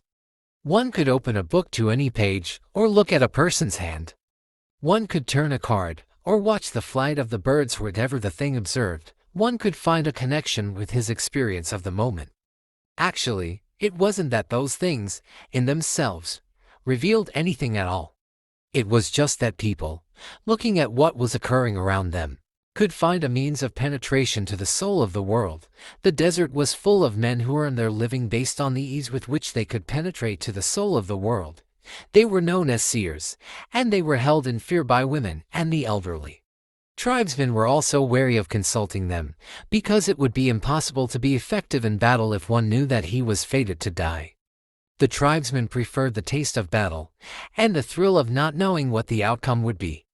The future was already written by Allah, and what he had written was always for the good of man. So the tribesmen lived only for the present, because the present was full of surprises, and they had to be aware of many things. Where was the enemy's sword? Where was his horse? What kind of blows should one deliver next in order to remain alive? The camel driver was not a fighter, and he had consulted with seers. Many of them had been right about what they said, while some had been wrong. Then, one day, the oldest seer he had ever sought out, and the one most to be feared, had asked why the camel driver was so interested in the future. Well, so I can do things, he had responded. And so I can change those things that I don't want to happen, but then they wouldn't be a part of your future, the seer had said. Well, maybe I just want to know the future so I can prepare myself for what's coming. If good things are coming, they will be a pleasant surprise, said the seer. If bad things are, and you know in advance, you will suffer greatly before they even occur. I want to know about the future because I'm a man, the camel driver had said to the seer. And men always live their lives based on the future. The seer was a specialist in the casting of twigs. He threw them on the ground and made interpretations based on how they fell. That day, he didn't make a cast. He wrapped the twigs in a piece of cloth and put them back in his bag. I make my living forecasting the future for people, he said. I know the science of the twigs, and I know how to use them to penetrate to the place where all is written. There, I can read the past, discover what has already been forgotten, and understand the omens that are here in the present. When people consult me, it's not that I'm reading the future, I am guessing at the future. The future belongs to God, and it is only He who reveals it, under extraordinary circumstances. How do I guess at the future, based on the omens of the present? The secret is here in the present. If you pay attention to the present, you can improve upon it. And, if you improve on the present, what comes later will also be better. Forget about the future, and live each day according to the teachings, confident that God loves His children. Each day, in itself, brings with it an eternity. The camel driver had asked what the circumstances were under which God would allow him to see the future. Only when He Himself reveals it, and God only rarely reveals the future. When He does so, it is for only one reason. It's a future that was written so as to be altered. God had shown the boy a part of the future, the camel driver thought. Why was it that He wanted the boy to serve as His instrument? Go and speak to the tribal chieftains, said the camel driver. Tell them about the armies that are approaching. They'll laugh at me. They are men of the desert, and the men of the desert are used to dealing with omens. Well, then, they probably already know. They're not concerned with that right now. They believe that if they have to know about something Allah wants them to know, someone will tell them about it. It has happened many times before, but this time, the person is you. The boy thought of Fatima, and he decided he would go to see the chiefs of the tribes. The boy approached the guard at the front of the huge white tent at the center of the oasis. I want to see the chieftains. I've brought omens from the desert. Without responding, the guard entered the tent, where he remained for some time. When he emerged, it was with a young Arab, dressed in white and gold. The boy told the younger man what he had seen, and the man asked him to wait there. He disappeared into the tent. Night fell, and an assortment of fighting men and merchants entered and exited the tent. One by one, the campfires were extinguished, and the oasis fell as quiet as the desert. Only the lights in the great tent remained. During all this time, the boy thought about Fatima, and he was still unable to understand his last conversation with her. Finally, after hours of waiting, the guard bade the boy enter. The boy was astonished by what he saw inside. Never could he have imagined that, there in the middle of the desert, there existed a tent like this one. The ground was covered with the most beautiful carpets he had ever walked upon, and from the top of the structure hung lamps of hand-wrought gold, each with a lighted candle. The tribal chieftains were seated at the back of the tent in a semicircle, resting upon richly embroidered silk cushions. Servants came and went with silver trays laden with spices and tea. Other servants maintained the fires in the hookahs. The atmosphere was suffused with the sweet scent of smoke. There were 8 chieftains, but the boy could see immediately which of them was the most important, an Arab dressed in white and gold, seated at the center of the semicircle. At his side was the young Arab the boy had spoken with earlier. "Who is this stranger who speaks of omens?" asked one of the chieftains, eyeing the boy. "It is I," the boy answered, and he told what he had seen. "Why would the desert reveal such things to a stranger, when it knows that we have been here for generations?" Said another of the chieftains, "Because my eyes are not yet accustomed to the desert," the boy said. "I can see things that eyes habituated to the desert might not see. And also because I know about the soul of the world," he thought to himself. The oasis is neutral ground. No one attacks an oasis, said a third chieftain.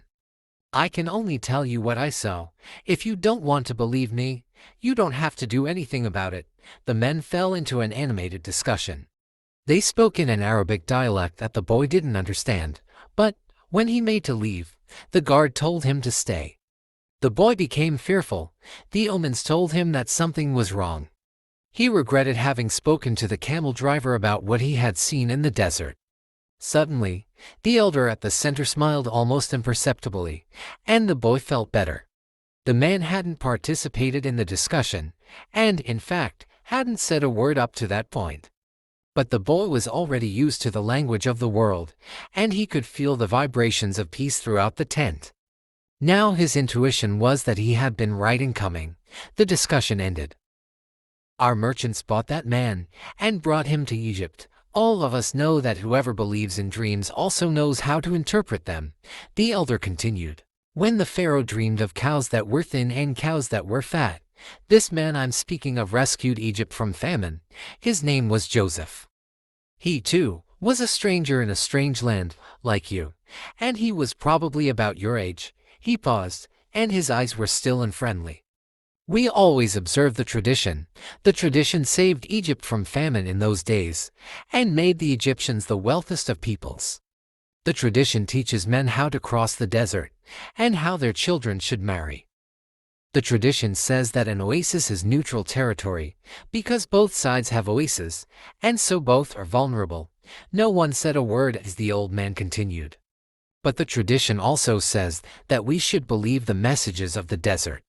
Everything we know was taught to us by the desert. The old man gave a signal, and everyone stood. The meeting was over.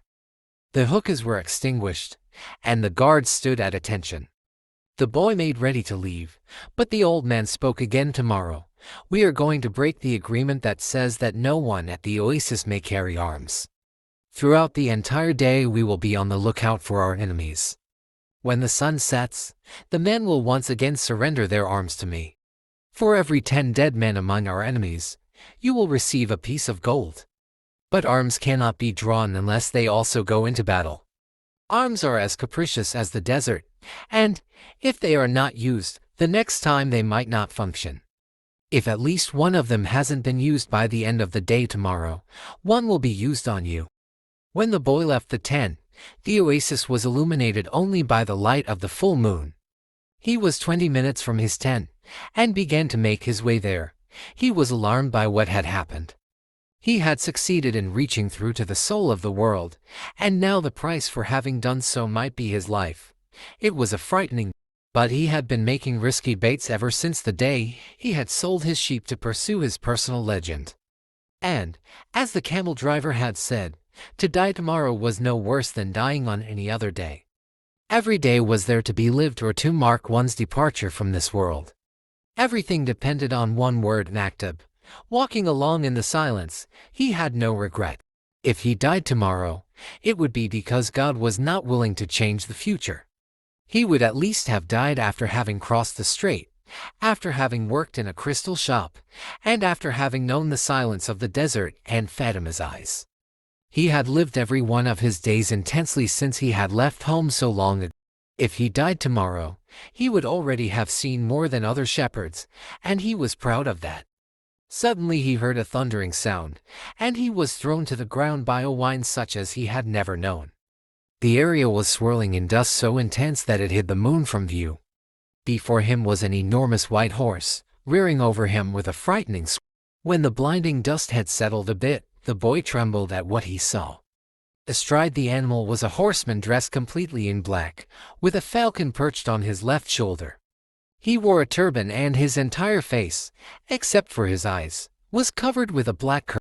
He appeared to be a messenger from the desert, but his presence was much more powerful than that of a mere messenger.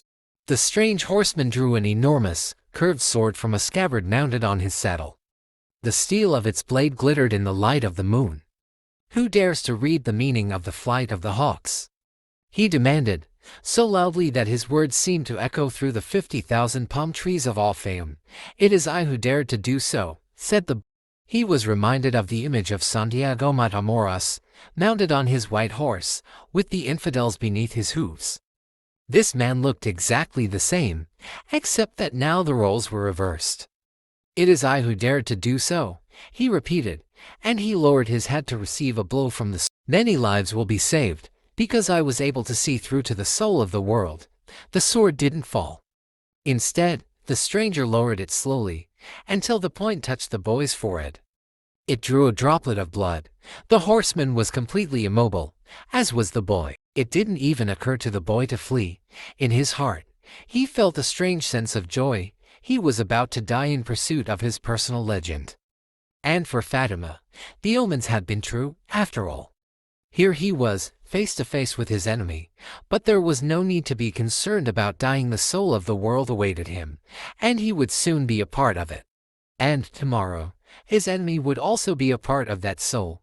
The stranger continued to hold the sword at the boy's forehead. "Why did you read The Flight of the Birds?"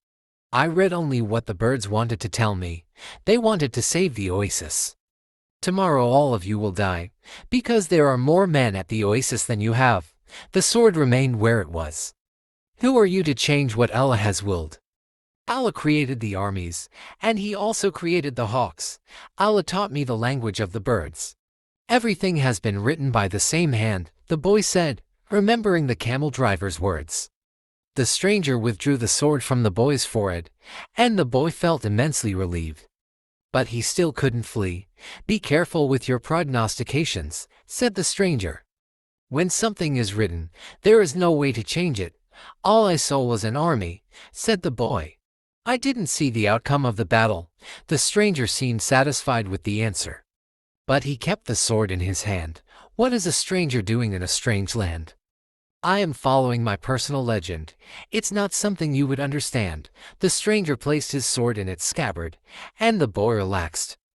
"I had to test your courage," the stranger said. "Courage is the quality most essential to understanding the language of the world." The boy was surprised. The stranger was speaking of things that very few people knew about. "You must not let up, even after having come so far," he continued. "You must love the desert, but never trust it completely. Because the desert tests all men, it challenges every step, and kills those who become distracted." What he said reminded the boy of the old king. "If the warriors come here, and your head is still on your shoulders at sunset, come and find me," said the stranger. The same hand that had brandished the sword now held a whip. The horse reared again, raising a cloud of dust. "Where do you live?" shouted the boy, as the horseman rode away. The hand with the whip pointed to the south. The boy had met the alchemist. Next morning, there were 2,000 armed men scattered throughout the palm trees at Al-Fayum. Before the sun had reached its high point, 500 tribesmen appeared on the horizon. The mounted troops entered the oasis from the north. It appeared to be a peaceful expedition, but they all carried arms hidden in their robes. When they reached the white tent at the center of Al-Fayum, they withdrew their scimitars and rifles, and they attacked an empty tent. The men of the oasis surrounded the horsemen from the desert, and within half an hour all but one of the intruders were dead. The children had been kept at the other side of a grove of palm trees, and saw nothing of what had happened. The women had remained in their tents, praying for the safekeeping of their husbands, and saw nothing of the battle either. Were it not for the bodies there on the ground, it would have appeared to be a normal day at the oasis. The only tribesman spared was the commander of the battalion. That afternoon, he was brought before the tribal chieftains, who asked him why he had violated the tradition. The commander said that his men had been starving and thirsty, exhausted from many days of battle, and had decided to take the oasis so as to be able to return to the war. The tribal chieftain said that he felt sorry for the tribesmen, but that the tradition was sacred. He condemned the commander to death without honor. Rather than being killed by a blade or a bullet, he was hanged from a dead palm tree, where his body twisted in the desert wind. The tribal chieftain called for the boy, and presented him with 50 pieces of gold. He repeated his story about Joseph of Egypt, and asked the boy to become the counselor of the oasis. When the sun had set, and the first stars made their appearance, the boy started to walk to the south. He eventually sighted a single tent, and a group of Arabs passing by told the boy that it was a place inhabited by genies, but the boy sat down and waited. Not until the moon was high did the alchemist ride into view.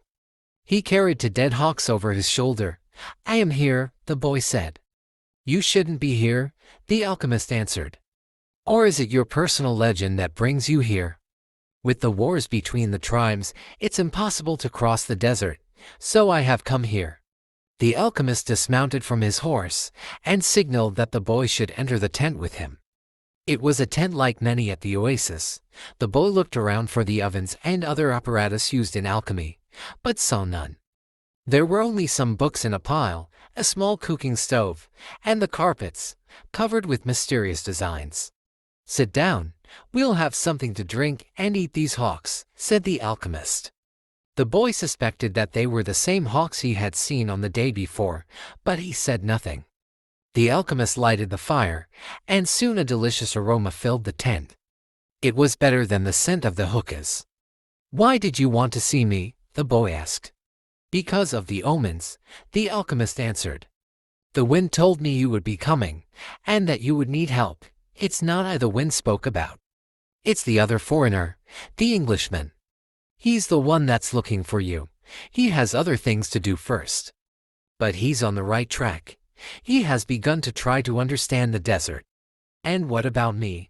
When a person really desires something, all the universe conspires to help that person to realize his dream," said the alchemist, echoing the words of the old king. The boy understood. Another person was there to help him toward his personal legend. "So you are going to instruct me?" "No. You already know all you need to know. I am only going to point you in the direction of your treasure. But there's a tribal war," the boy reiterated. "I know what's happening in the desert. I have already found my treasure. I have a camel, I have my money from the crystal shop, and I have 50 gold pieces. In my own country, I would be a rich man, but none of that is from the pyramids," said the alchemist. "I also have Fatima. She is a treasure greater than anything else I have won. She wasn't found at the pyramids, either." They ate in silence. The alchemist opened a bottle and poured a red liquid into the boy's cup. It was the most delicious wine he had ever tasted. "Isn't wine prohibited here?" The boy asked. "It's not what enters men's mouths that's evil," said the alchemist. "It's what comes out of their mouths that is." The alchemist was a bit daunting, but as the boy drank the wine, he relaxed. After they finished eating, they sat outside the tent, under a moon so brilliant that it made the stars pale. "Drink and enjoy yourself," said the alchemist, noticing that the boy was feeling happier. "Rest well tonight, as if you were a warrior preparing for combat. Remember that wherever your heart is, there you will find your treasure. You've got to find the treasure, so that everything you have learned along the way can make sense. Tomorrow, sell your camel and buy a horse. Camels are traitorous. They walk thousands of paces and never seem to tire. Then suddenly, they kneel and die, but horses tire bit by bit. You always know how much you can ask of them, and when it is that they are about to die." The following night, the boy appeared at the alchemist's tent with a horse. The alchemist was ready, and he mounted his own steed and placed the falcon on his left shoulder. He said to the boy, "Show me where there is life out in the desert." Only those who can see such signs of life are able to find treasure. They began to ride out over the sands, with the moon lighting their way. "I don't know if I'll be able to find life in the desert," the boy thought. "I don't know the desert that well yet." He wanted to say so to the alchemist, but he was afraid of the man. They reached the rocky place where the boy had seen the hawks in the sky, but now there was only silence and the wind. "I don't know how to find life in the desert," the boy said. "I know that there is life here, but I don't know where to look." "Life attracts life," the alchemist answered. And then the boy understood. He loosened the reins on his horse, who galloped forward over the rocks and sand. The alchemist followed as the boy's horse ran for almost half an hour. They could no longer see the palms of the oasis, only the gigantic moon above them, and its silver reflections from the stones of the desert. Suddenly, for no apparent reason, the boy's horse began to slow. "There's life here," the boy said to the alchemist. I don't know the language of the desert, but my horse knows the language of life. They dismounted, and the alchemist said nothing.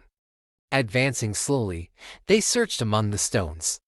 The alchemist stopped abruptly and bent to the ground. There was a hole there among the stones. The alchemist put his hand into the hole, and then his entire arm, up to his shoulder. Something was moving there, and the alchemist's eyes, the boy could see only his eyes squinted with his effort. His arm seemed to be battling with whatever was in the hole. Then, with a motion that startled the boy, he withdrew his arm and leapt to his feet. In his hand, he grasped a snake by the tail. The boy leapt as well, but away from the alchemist. The snake fought frantically, making hissing sounds that shattered the silence of the desert. It was a cobra, whose venom could kill a person in minutes. "Watch out for his venom," the boy said. But even though the alchemist had put his hand in the hole, and had surely already been bitten, his expression was calm.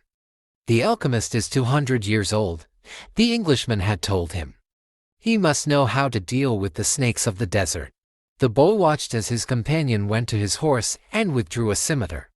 With its blade, he drew a circle in the sand, and then he placed the snake within it. The serpent relaxed immediately. "Not to worry," said the alchemist. "He won't leave the circle." "You found life in the desert, the omen that I needed. Why was that so important?" "Because the pyramids are surrounded by the desert." The boy didn't want to talk about the pyramids. His heart was heavy, and he had been melancholy since the previous night. To continue his search for the treasure meant that he had to abandon Fatima.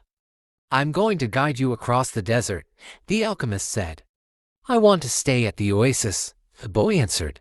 "I've found Fatima, and, as far as I'm concerned, she's worth more than treasure." "Fatima is a woman of the desert," said the alchemist. "She knows that men have to go away in order to return. And she already has her treasure. Now she expects that you will find what it is you're looking for." "Well, what if I decide to stay?" "Let me tell you what will happen. You'll be the counselor of the oasis. You have enough gold to buy many sheep and many camels. You'll marry Fatima, and you'll both be happy for a year. You'll learn to love the desert, and you'll get to know every one of the 50,000 palms. You'll watch them as they grow, demonstrating how the world is always changing. And you'll get better and better at understanding omens, because the desert is the best teacher there is. Sometime during the second year, you'll remember about the treasure.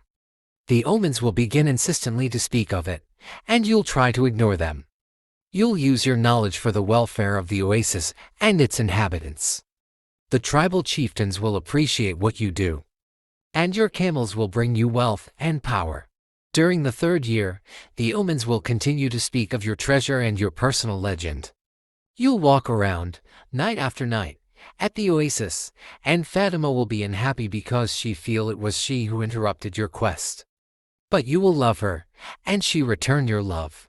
You'll remember that she never asked you to stay, because a woman of the desert knows that she must await her man, so you won't blame her. But many times you'll walk the sands of the desert, thinking that maybe you could have left, that you could have trusted more in your love for Fatima. Because what kept you at the oasis was your own fear that you might never come back. At that point, the omens will tell you that your treasure is buried forever. Then, sometime during the fourth year, the omens will abandon you, because you've stopped listening to them. The tribal chieftains will see that, and you'll be dismissed from your position as counselor. But, by then, you'll be a rich merchant, with many camels and a great deal of merchandise. You'll spend the rest of your days knowing that you didn't pursue your personal legend, and that now it's too late. You must understand that love never keeps a man from pursuing his personal legend. If he abandons that pursuit, it's because it wasn't true love, the love that speaks the language of the world. The alchemist erased the circle in the sand, and the snake slithered away among the rocks. The boy remembered the crystal merchant who had always wanted to go to Mecca, and the Englishman in search of the alchemist. He thought of the woman who had trusted in the desert. And he looked out over the desert that had brought him to the woman he loved. They mounted their horses, and this time it was the boy who followed the alchemist back to the oasis. The wind brought the sounds of the oasis to them, and the boy tried to hear Fatima's voice. But that night, As he had watched the cobra within the circle, the strange horseman with the falcon on his shoulder had spoken of love and treasure, of the women of the desert and of his personal legend. "I'm going with you," the boy said, and he immediately felt peace in his heart. "We'll leave tomorrow before sunrise," was the alchemist's only response. The boy spent a sleepless night. 2 hours before dawn, he awoke one of the boys who slept in his tent and asked him to show him where Fatima lived. They went to her tent, and the boy gave his friend enough gold to buy a sheep. Then he asked his friend to go into the tent where Fatima was sleeping, and to awaken her and tell her that he was waiting outside. The young Arab did as he was asked, and was given enough gold to buy yet another sheep. "Now leave us alone," said the boy to the young Arab. The Arab returned to his tent to sleep, proud to have helped the counselor of the oasis, and happy at having enough money to buy himself some sheep. Fatima appeared at the entrance to the tent. The two walked out among the palms. The boy knew that it was a violation of the tradition, but that didn't matter to him now. "I'm going away," he said, "and I want you to know that I'm coming back." "I love you because don't say anything," Fatima interrupted. "One is loved because one is loved. No reason is needed for loving." But the boy continued, "I had a dream, and I met with a king. I sold crystal and crossed the desert. And, because the tribes declared war, I went to the well, seeking the alchemist. So, I love you because the entire universe conspired to help me find you." The two embraced. It was the first time either had touched the other. "I'll be back," the boy said. "Before this, I always looked to the desert with longing," said Fatima. "Now it will be with hope. My father went away one day, but he returned to my mother, and he has always come back since then." They said nothing else. They walked a bit farther among the palms, and then the boy left her at the entrance to her tent. "I'll return, just as your father came back to your mother," he said. He saw that Fatima's eyes were filled with tears. "You're crying." "I'm a woman of the desert," she said, averting her face. "But above all, I'm a woman." Fatima went back to her tent, and, when daylight came, she went out to do the chores she had done for years. But everything had changed. The boy was no longer at the oasis, and the oasis would never again have the same meaning it had had only yesterday. It would no longer be a place with 50,000 palm trees and 300 wells, where the pilgrims arrived, relieved at the end of their long journeys. From that day on, the oasis would be an empty place for her. From that day on, it was the desert that would be important. She would look to it every day, and would try to guess which star the boy was following in search of his treasure. She would have to send her kisses on the wind, hoping that the wind would touch the boy's face, and would tell him that she was alive. That she was waiting for him, a woman awaiting a courageous man in search of his treasure. From that day on, the desert would represent only one thing to her, the hope for his return. "Don't think about what you've left behind," the alchemist said to the boy as they began to ride across the sands of the desert.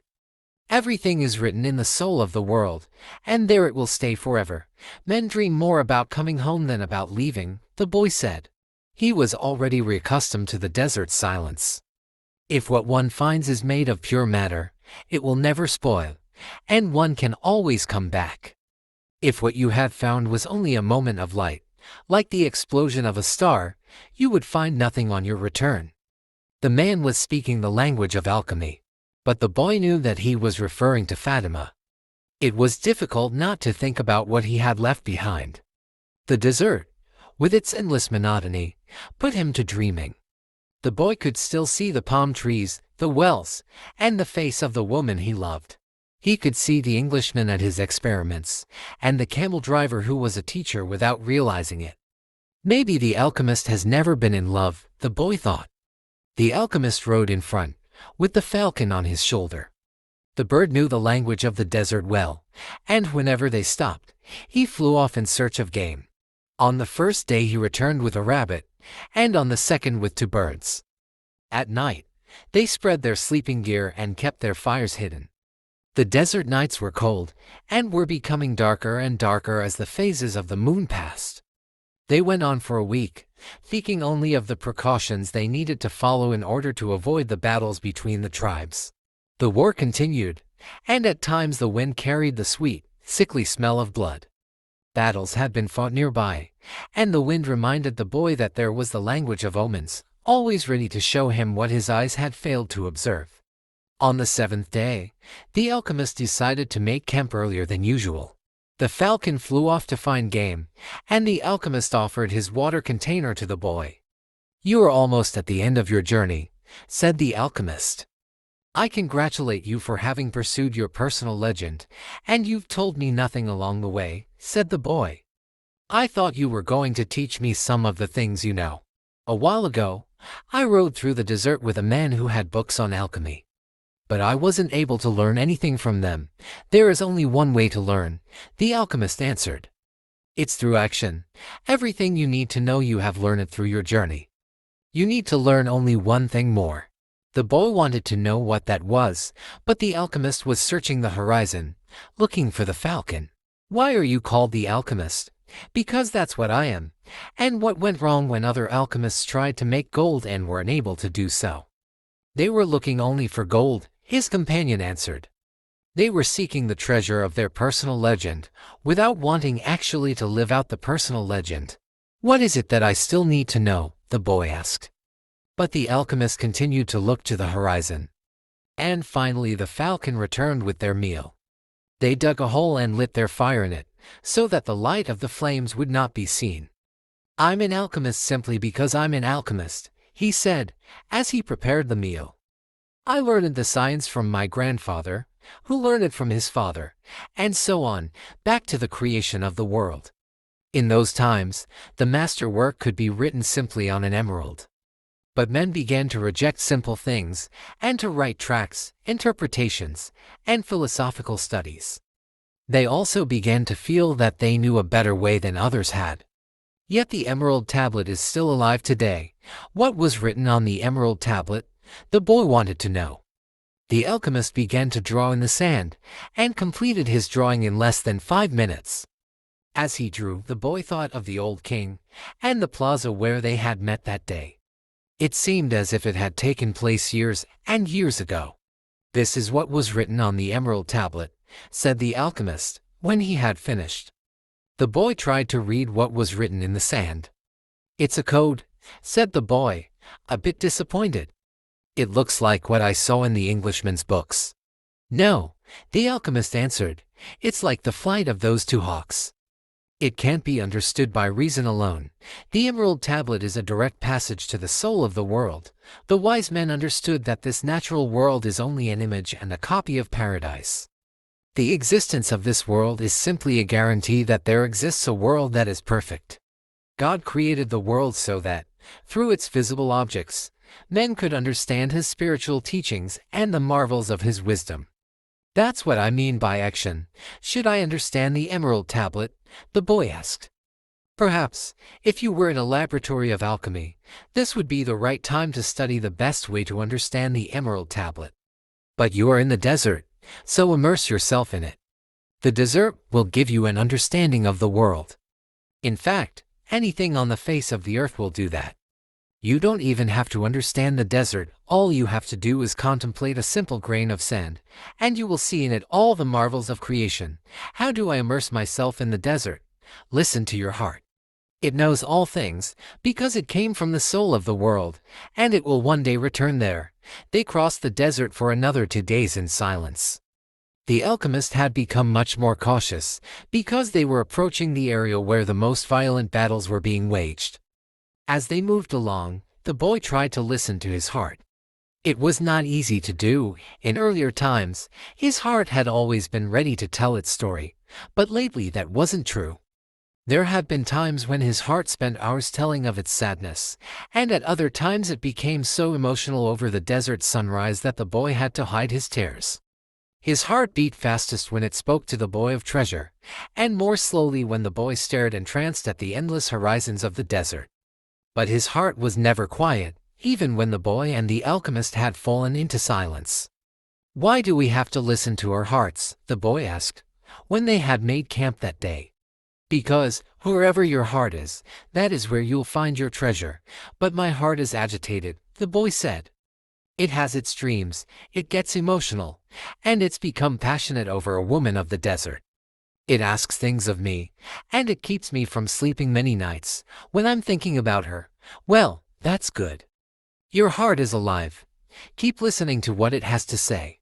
During the next 3 days, the two travelers passed by a number of armed tribesmen, and saw others on the horizon. The boy's heart began to speak of fear. It told him stories it had heard from the soul of the world, stories of men who sought to find their treasure and never succeeded. Sometimes it frightened the boy with the idea that he might not find his treasure, or that he might die there in the desert. At other times, it told the boy that it was satisfied, it had found love and riches. "My heart is a traitor," the boy said to the alchemist, when they had paused to rest the horses. "It doesn't want me to go on." "That makes sense," the alchemist answered. "Naturally it's afraid that, in pursuing your dream, you might lose everything you've won. Well, then, why should I listen to my heart? Because you will never again be able to keep it quiet. Even if you pretend not to have heard what it tells you, it will always be there inside you, repeating to you what you're thinking about life and about the world. You mean I should listen, even if it's treasonous? Treason is a blow that comes unexpectedly. If you know your heart well, it will never be able to do that to you. Because you'll know its dreams and wishes, and will know how to deal with them. You will never be able to escape from your heart. So, it's better to listen to what it has to say. That way, you'll never have to fear an unanticipated blow." The boy continued to listen to his heart as they crossed the desert. He came to understand its dodges and tricks, and to accept it as it was. He lost his fear, and forgot about his need to go back to the oasis, because, one afternoon, his heart told him that it was happy. "Even though I complain sometimes," it said, "it's because I'm the heart of a person, and people's hearts are that way. People are afraid to pursue their most important dreams, because they feel that they don't deserve them, or that they'll be unable to achieve them.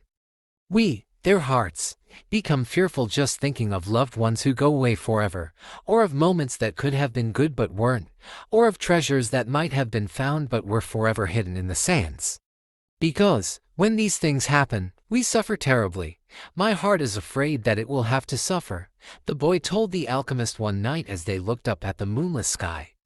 "Tell your heart that the fear of suffering is worse than the suffering itself. And that no heart has ever suffered when it goes in search of its dreams, because every second of the search is a second's encounter with God and with eternity. Every second of the search is an encounter with God," the boy told his heart. "When I have been truly searching for my treasure, every day has been luminous, because I've known that every hour was a part of the dream that I would find it. When I have been truly searching for my treasure, I've discovered things along the way that I never would have seen had I not had the courage to try things that seemed impossible for a shepherd to achieve." So his heart was quiet for an entire afternoon. That night, the boy slept deeply, and, when he awoke, his heart began to tell him things that came from the soul of the world. It said that all people who are happy have God within them, and that happiness could be found in a grain of sand from the desert, as the alchemist had said. Because a grain of sand is a moment of creation, and the universe has taken millions of years to create it. Everyone on earth has a treasure that awaits him, his heart said. People's hearts, seldom say much about those treasures, because people no longer want to go in search of them. We speak of them only to children. Later, we simply let life proceed, in its own direction, toward its own fate. But, unfortunately, very few follow the path laid out for them, the path to their personal legends and to happiness. Most people see the world as a threatening place, and, because they do, the world turns out, indeed, to be a threatening place. So, their hearts, speak more and more softly. We never stop speaking out, but we begin to hope that our words won't be heard. We don't want people to suffer because they don't follow their hearts. Why don't people's hearts tell them to continue to follow their dreams? The boy asked the alchemist. Because that's what makes a heart suffer most, and hearts don't like to suffer. From then on, the boy understood his heart. He asked it, please, never to stop speaking to him. He asked that, when he wandered far from his dreams, his heart press him and sound the alarm. The boy swore that, every time he heard the alarm, he would heed its message. That night, he told all of this to the alchemist. And the alchemist understood that the boy's heart had returned to the soul of the world. So what should I do now? The boy asked. Continue in the direction of the pyramids, said the alchemist. And continue to pay heed to the omens. Your heart is still capable of showing you where the treasure is. Is that the one thing I still needed to know? No, the alchemist answered. What you still need to know is this: before a dream is realized, the soul of the world tests everything that was learned along the way. It does this not because it is evil, but so that we can, in addition to realizing our dreams, master the lessons we've learned as we've moved toward that dream. That's the point at which most people give up. It's the point at which, as we say in the language of the desert, one dies of thirst just when the palm trees have appeared on the horizon. Every search begins with beginner's luck. And every search ends with the victors being severely tested. The boy remembered an old proverb from his country. It said that the darkest hour of the night came just before the dawn. On the following day, the first clear sign of danger appeared. 3 armed approached, and asked what the boy and the alchemist were doing there. I'm hunting with my falcon, the alchemist answered. We're going to have to search you to see whether you're armed, one of the tribesmen said. The alchemist dismounted slowly, and the boy did the same. Why are you carrying money? Asked the tribesman, when he had searched the boy's back. I need it to get to the pyramids, he said. The tribesman who was searching the alchemist's belongings found a small crystal flask filled with a liquid, and a yellow glass egg that was slightly larger than a chicken's egg. What are these things? He asked. That's the philosopher's stone and the elixir of life. It's the masterwork of the alchemists. Whoever swallows that elixir will never be sick again, and a fragment from that stone turns any metal into gold. The Arabs laughed at him, and the alchemist laughed along.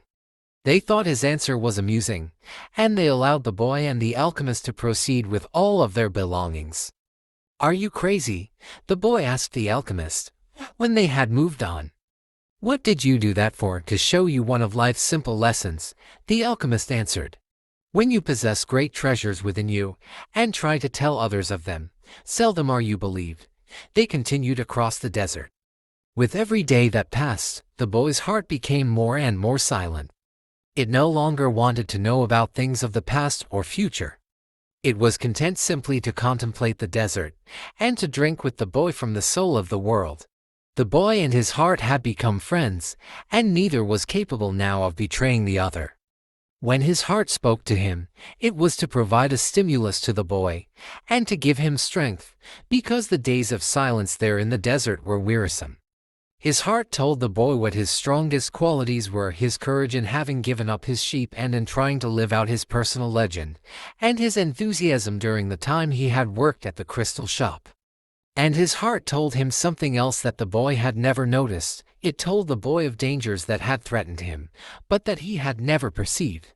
His heart said that one time it had hidden the rifle the boy had taken from his father, because of the possibility that the boy might wound himself.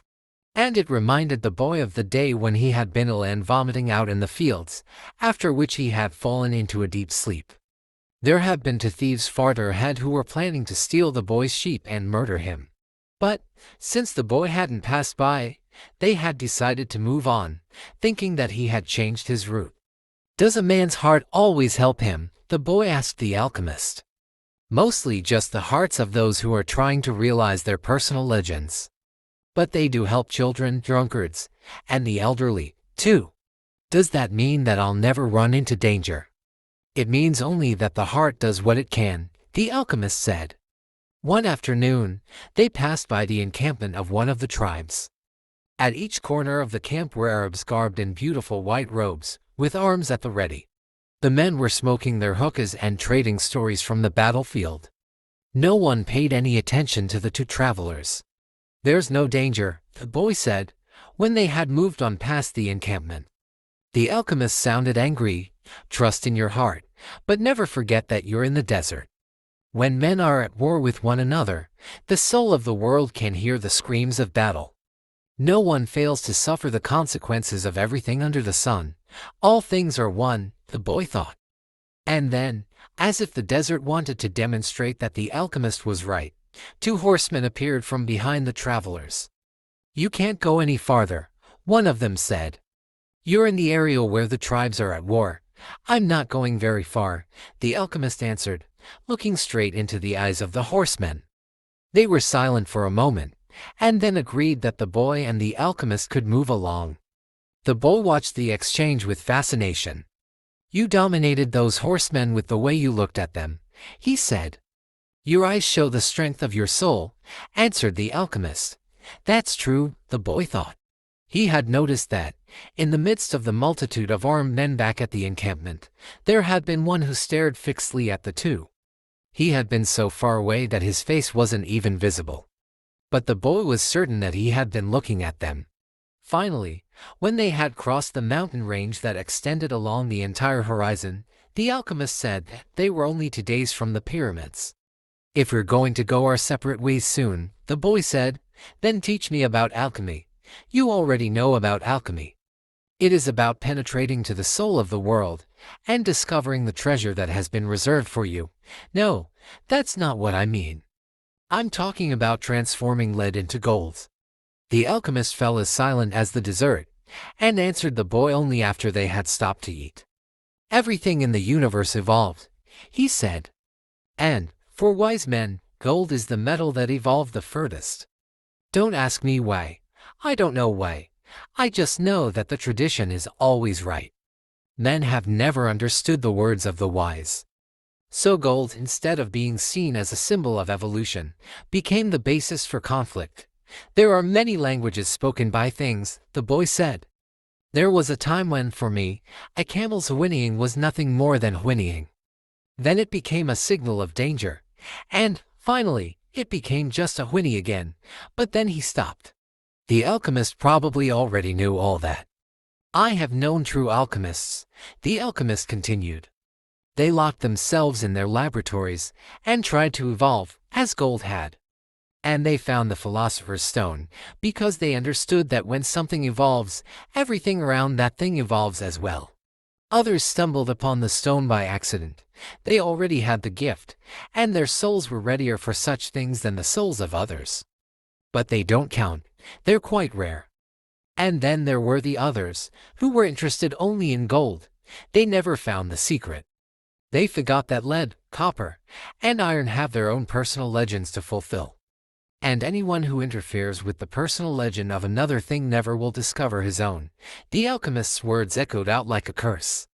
He reached over and picked up a shell from the ground. "This desert was once a sea," he said. "I noticed that," the boy answered.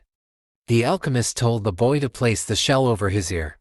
He had done that many times when he was a child, and had heard the sound of the sea. The sea has lived on in this shell, because that's its personal legend. And it will never cease doing so until the desert is once again covered by water. They mounted their horses, and rode out in the direction of the pyramids of Egypt.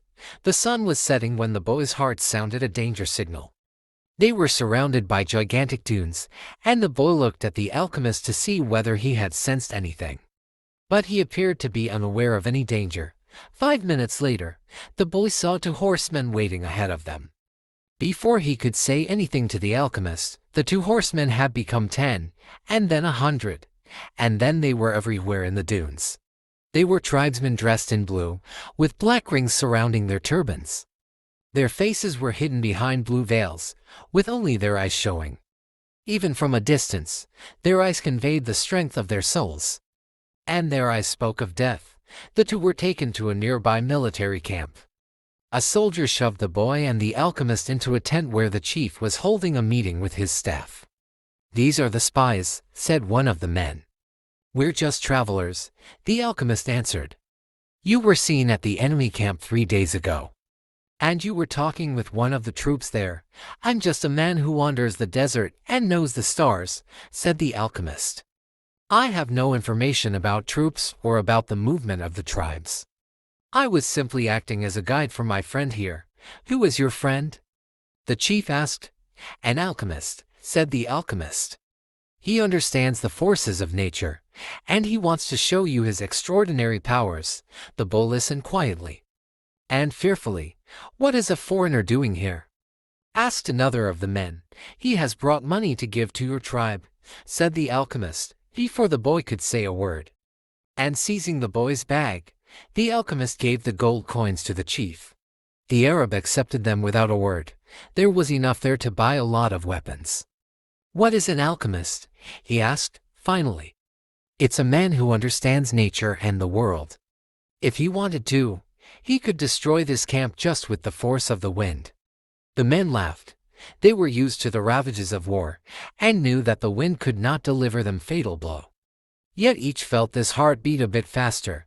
They were men of the desert, and they were fearful of sorcerers. "I want to see him do it," said the chief. "He needs 3 days," answered the alchemist. "He is going to transform himself into the wind, just to demonstrate his powers. If he can't do so, we humbly offer you our lives, for the honor of your tribe." "You can't offer me something that is already mine," the chief said, arrogantly. But he granted the travelers 3 days. The boy was shaking with fear, but the alchemist helped him out of the tent. "Don't let them see that you're afraid," the alchemist said. "They are brave men, and they despise cowards." But the boy couldn't even speak. He was able to do so only after they had walked through the center of the camp. There was no need to imprison them. The Arabs simply confiscated their horses. So, once again, the world had demonstrated its many languages. The desert only moments ago had been endless and free, and now it was an impenetrable wall. "You gave them everything I had," the boy said. "Everything I've saved in my entire life. Well, what good would it be to you if you had to die?" The alchemist answered, "Your money saved us for 3 days. It's not often that money saves a person's life." But the boy was too frightened to listen to words of wisdom. He had no idea how he was going to transform himself into the wind. He wasn't an alchemist. The alchemist asked one of the soldiers for some tea, and poured some on the boy's wrists. A wave of relief washed over him, and the alchemist muttered some words that the boy didn't understand. "Don't give in to your fears," said the alchemist, in a strangely gentle voice. "If you do, you won't be able to talk to your heart. But I have no idea how to turn myself into the wind." If a person is living out his personal legend, he knows everything he needs to know.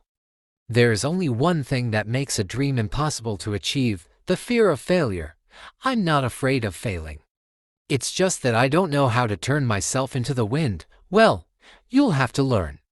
Your life depends on it, but what if I can't? Then you'll die in the midst of trying to realize your personal legend. That's a lot better than dying like millions of other people, who never even knew what their personal legends were. But don't worry, the alchemist continued. Usually the threat of death makes people a lot more aware of their lives. The first day passed. There was a major battle nearby, and a number of wounded were brought back to the camp. The dead soldiers were replaced by others, and life went on. "Death doesn't change anything," the boy thought. "You could have died later on," a soldier said to the body of one of his companions. "I still have no idea how to turn myself into the wind," the boy repeated. "Remember what I told you: the world is only the visible aspect of God, and that what alchemy does is to bring spiritual perfection into contact with the material plane. What are you doing?" "Feeding my falcon. If I'm not able to turn myself into the wind, we're going to die," the boy said. "Why feed your falcon? You're the one who may die," the alchemist said. "I already know how to turn myself into the wind." On the second day, the boy climbed to the top of a cliff near the camp. The sentinels allowed him to go.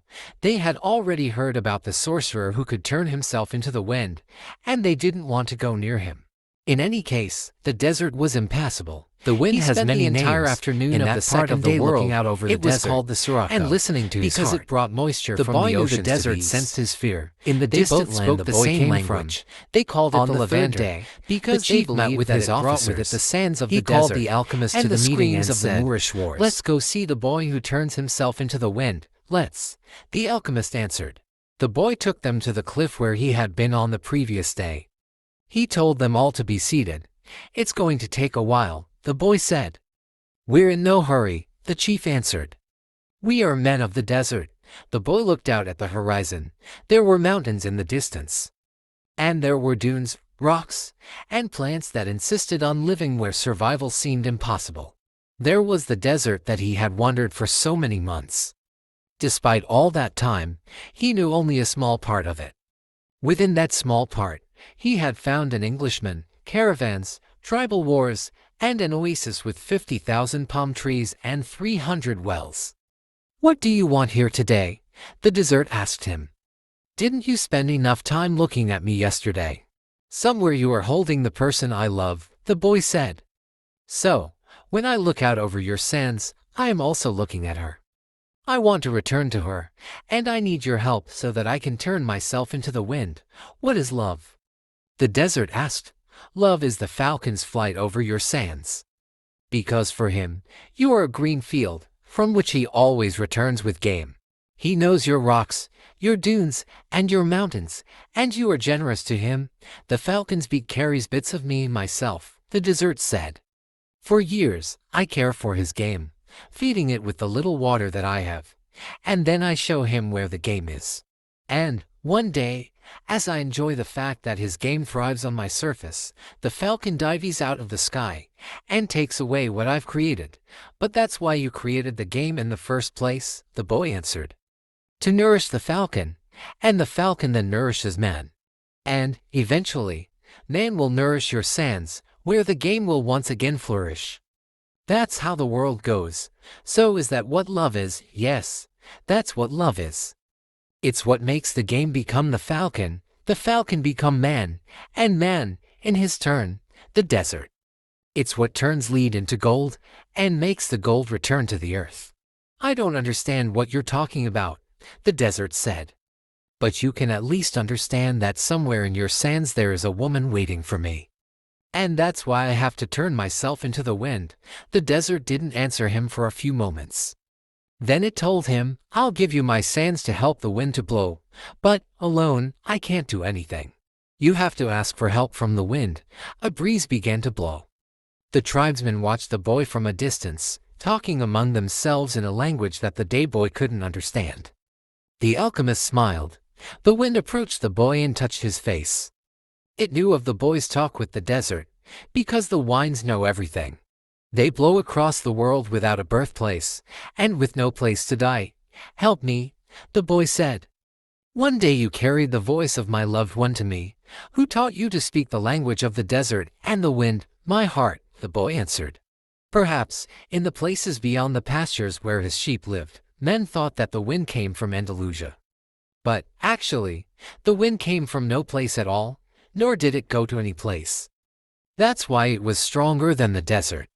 Someone might one day plant trees in the desert, and even raise sheep there, but never would they harness the wind. "You can't be the wind," the wind said. "We're two very different things." "That's not true," the boy said. "I learned the alchemist's secrets in my travels. I have inside me the winds, the deserts, the oceans, the stars, and everything created in the universe. We were all made by the same hand, and we have the same soul. I want to be like you, able to reach every corner of the world, cross the seas, blow away the sands that cover my treasure, and carry the voice of the woman I love." "I heard what you were talking about the other day with the alchemist," the wind said. "He said that everything has its own personal legend. But people can't turn themselves into the wind." "Just teach me to be the wind for a few moments," the boy said.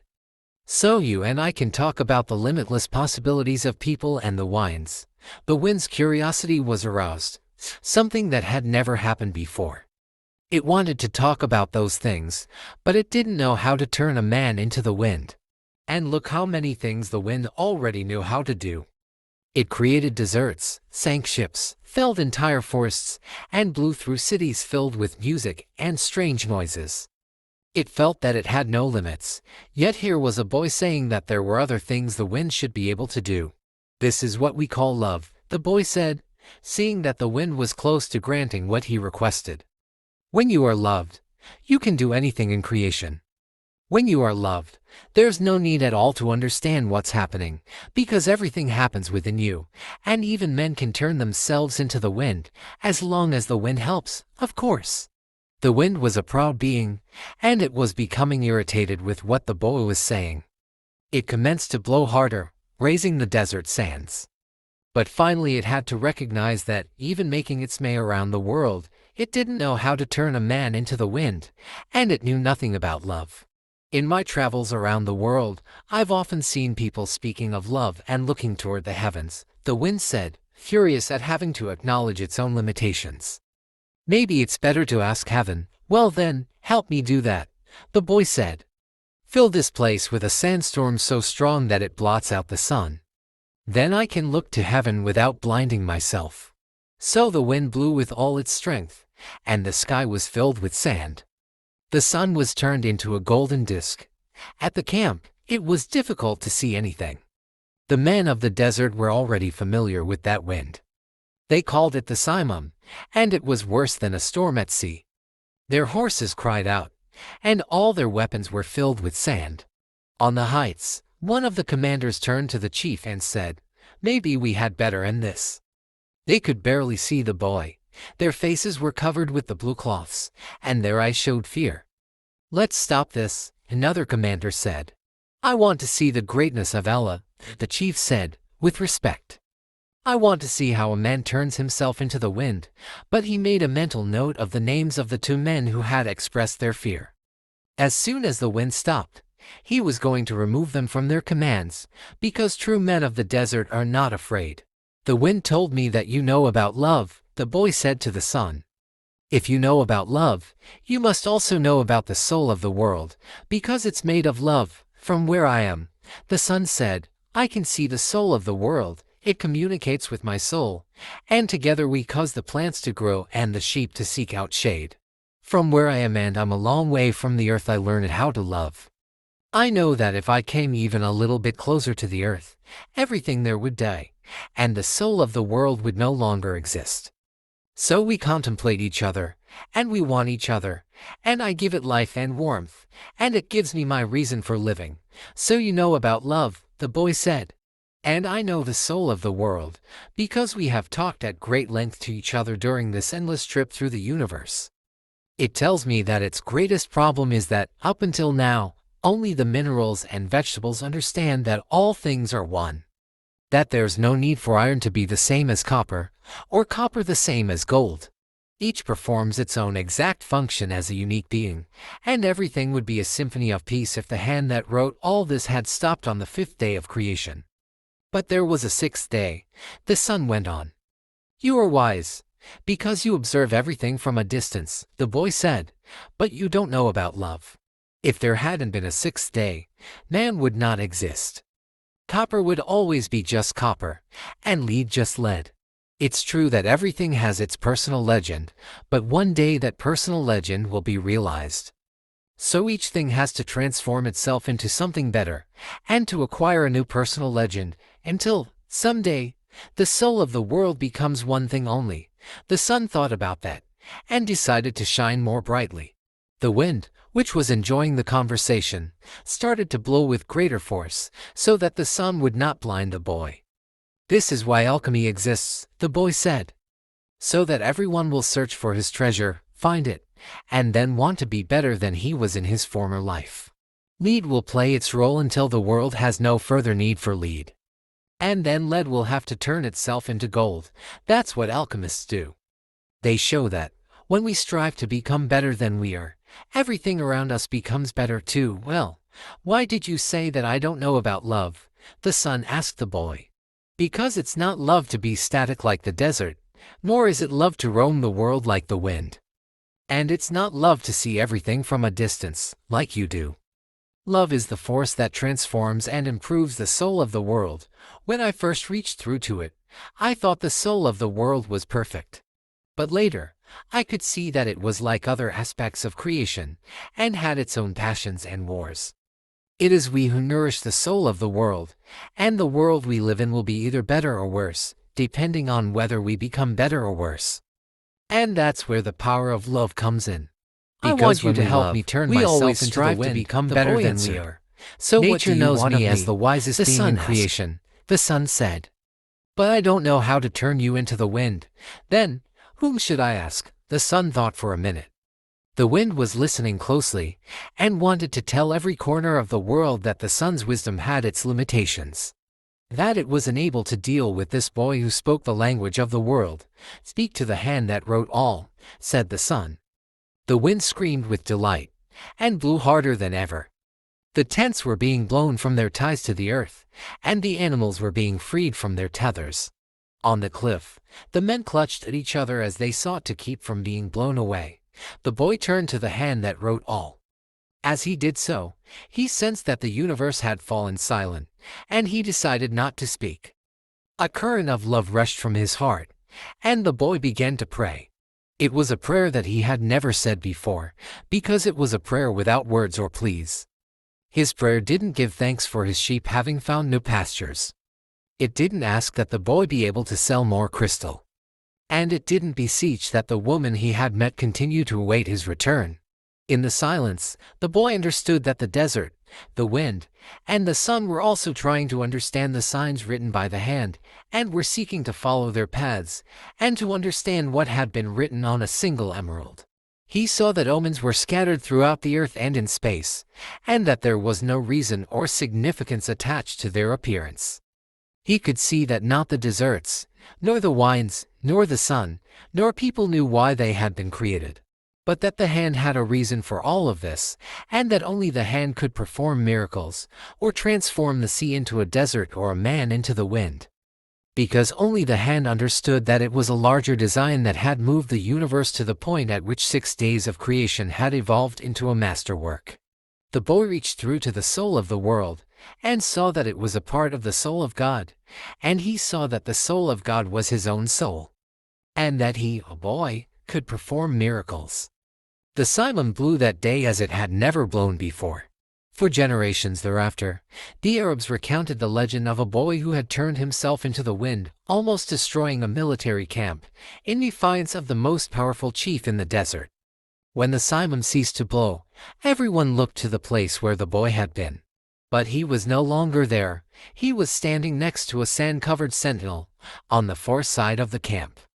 The men were terrified at his sorcery, but there were 2 people who were smiling: the alchemist, because he had found his perfect disciple, and the chief, because that disciple had understood the glory of God.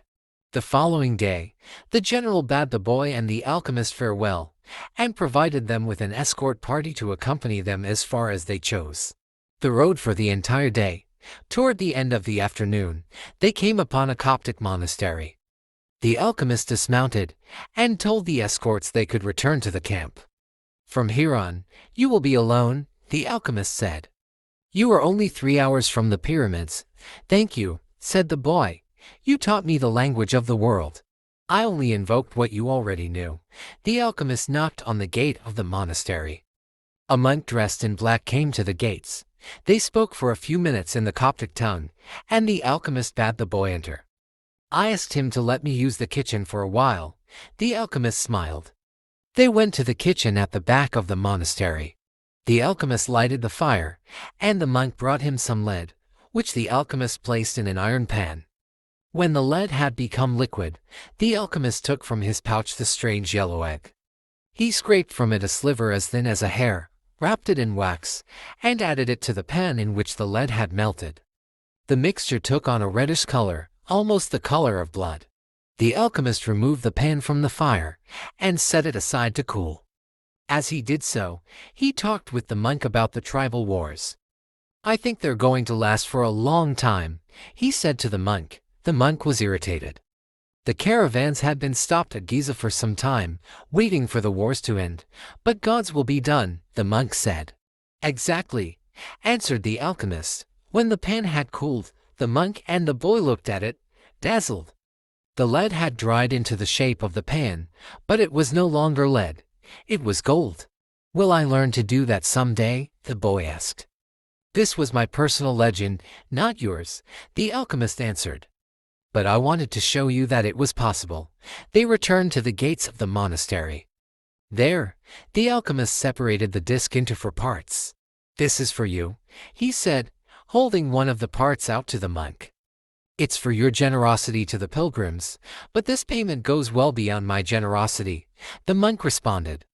Don't say that again. Life might be listening, and give you less the next time. The alchemist turned to the boy. This is for you, to make up for what you gave to the general. The boy was about to say that it was much more than he had given the general. But he kept quiet, because he had heard what the alchemist said to the monk. And this is for me, said the alchemist, keeping one of the parts. Because I have to return to the desert, where there are tribal wars. He took the fourth part and handed it to the monk. This is for the boy, if he ever needs it. But I'm going in search of my treasure, the boy said. I'm very close to it now, and I'm certain you'll find it, the alchemist said. Then why this? Because you have already lost your savings twice. Once to the thief, and once to the general. I'm an old superstitious Arab, and I believe in our proverbs. There's one that says, everything that happens once can never happen again. But everything that happens twice will surely happen a third time. They mounted their horses. I want to tell you a story about dreams, said the alchemist. The boy brought his horse closer. In ancient Rome, at the time of Emperor Tiberius, there lived a good man who had two sons. One was in the military, and had been sent to the most distant regions of the empire. The other son was a poet, and delighted all of Rome with his beautiful verses. One night, the father had a dream. An angel appeared to him, and told him that the words of one of his sons would be learned and repeated throughout the world for all generations to come. The father woke from his dream grateful and crying, because life was generous, and had revealed to him something any father would be proud to know. Shortly thereafter, the father died as he tried to save a child who was about to be crushed by the wheels of a chariot. Since he had lived his entire life in a manner that was correct and fair, he went directly to heaven, where he met the angel that had appeared in his dream. You were always a good man, the angel said to him. You lived your life in a loving way, and died with dignity. I can now grant you any wish you desire. Life was good to me, the man said. When you appeared in my dream, I felt that all my efforts had been rewarded, because my son's poems will be read by men for generations to come. I don't want anything for myself. But any father would be proud of the fame achieved by one whom he had cared for as a child, and educated as he grew up. Sometime in the distant future, I would like to see my son's words. The angel touched the man's shoulder, and they were both projected far into the future. They were in an immense setting, surrounded by thousands of people speaking a strange language. The man wept with happiness. I knew that my son's poems were immortal, he said to the angel through his tears. Can you please tell me which of my son's poems these people are repeating? The angel came closer to the man, and, with tenderness, led him to a bench nearby, where they sat down. The verses of your son who was the poet were very popular in Rome, the angel said. Everyone loved them and enjoyed them. But when the reign of Tiberius ended, his poems were forgotten. The words you're hearing now are those of your son in the military. The man looked at the angel in surprise. Your son went to serve at a distant place, and became a centurion. He was just and good. One afternoon, one of his servants fell ill, and it appeared that he would die. Your son had heard of a rabbi who was able to cure illnesses, and he rode out for days and days in search of this man. Along the way, he learned that the man he was seeking was the Son of God. He met others who had been cured by him, and they instructed your son in the man's teachings. And so, despite the fact that he was a Roman centurion, he converted to their faith. Shortly thereafter, he reached the place where the man he was looking for was visiting. He told the man that one of his servants was gravely ill, and the rabbi made ready to go to his house with him. But the centurion was a man of faith, and, looking into the eyes of the rabbi, he knew that he was surely in the presence of the Son of God. And this is what your son said, the angel told the man. These are the words he said to the rabbi at that point, and they have never been forgotten. My Lord, I am not worthy that you should come under my roof. But only speak a word and my servant will be healed. The alchemist said, no matter what he does, every person on earth plays a central role in the history of the world. And normally he doesn't know it. The boy smiled. He had never imagined that questions about life would be of such importance to a shepherd. Goodbye, the alchemist said. Goodbye, said the boy. The boy rode along through the desert for several hours, listening avidly to what his heart had to say. It was his heart that would tell him where his treasure was hidden. Where your treasure is, there also will be your heart, the alchemist had told him, but his heart was speaking of other things. With pride, it told the story of a shepherd who had left his flock to follow a dream he had on to different occasions. It told of personal legend, and of the many men who had wandered in search of distant lands or beautiful women, confronting the people of their times with their preconceived notions. It spoke of journeys, discoveries, books, and change. As he was about to climb yet another dune, his heart whispered, "Be aware of the place where you are brought to tears." "That's where I am, and that's where your treasure is." The boy climbed the dune slowly. A full moon rose again in the starry sky. It had been a month since he had set forth from the oasis. The moonlight cast shadows through the dunes, creating the appearance of a rolling sea. It reminded the boy of the day when that horse had reared in the desert, and he had come to know the alchemist. And the moon fell on the desert silence, and on a man's journey in search of treasure. When he reached the top of the dune, his heart leapt. There, illuminated by the light of the moon and the brightness of the desert, stood the solemn and majestic pyramids of Egypt. The boy fell to his knees and wept. He thanked God for making him believe in his personal legend, and for leading him to meet a king, a merchant, an Englishman, and an alchemist. And above all for his having met a woman of the desert who had told him that love would never keep a man from his personal legend. If he wanted to, he could now return to the oasis, go back to Fatima, and live his life as a simple shepherd. After all, the alchemist continued to live in the desert, even though he understood the language of the world and knew how to transform lead into gold. He didn't need to demonstrate his science and art to anyone. The boy told himself that, on the way toward realizing his own personal legend, he had learned all he needed to know, and had experienced everything he might have dreamed of. But here he was, at the point of finding his treasure, and he reminded himself that no project is completed until its objective has been achieved. The boy looked at the sands around him, and saw that, where his tears had fallen, a scarab beetle was scuttling through the sand. During his time in the desert, he had learned that, in Egypt, the scarab beetles are a symbol of God. Another omen. The boy began to dig into the dune. As he did so, he thought of what the crystal merchant had once said, that anyone could build a pyramid in his backyard. The boy could see now that he couldn't do so if he placed stone upon stone for the rest of his life. Throughout the night, the boy dug at the place he had chosen, but found nothing. He felt weighted down by the centuries of time since the pyramids had been built, but he didn't stop. He struggled to continue digging as he fought the wind, which often blew the sand back into the excavation. His hands were abraded and exhausted, but he listened to his heart. It had told him to dig where his tears fell. As he was attempting to pull out the rocks he encountered, he heard footsteps. Several figures approached him. Their backs were to the moonlight, and the boy could see neither their eyes nor their faces.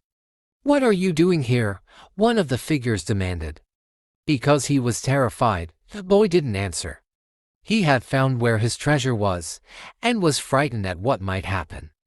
"We're refugees from the tribal wars, and we need money," the other figure said. "What are you hiding there?" "I'm not hiding anything," the boy answered.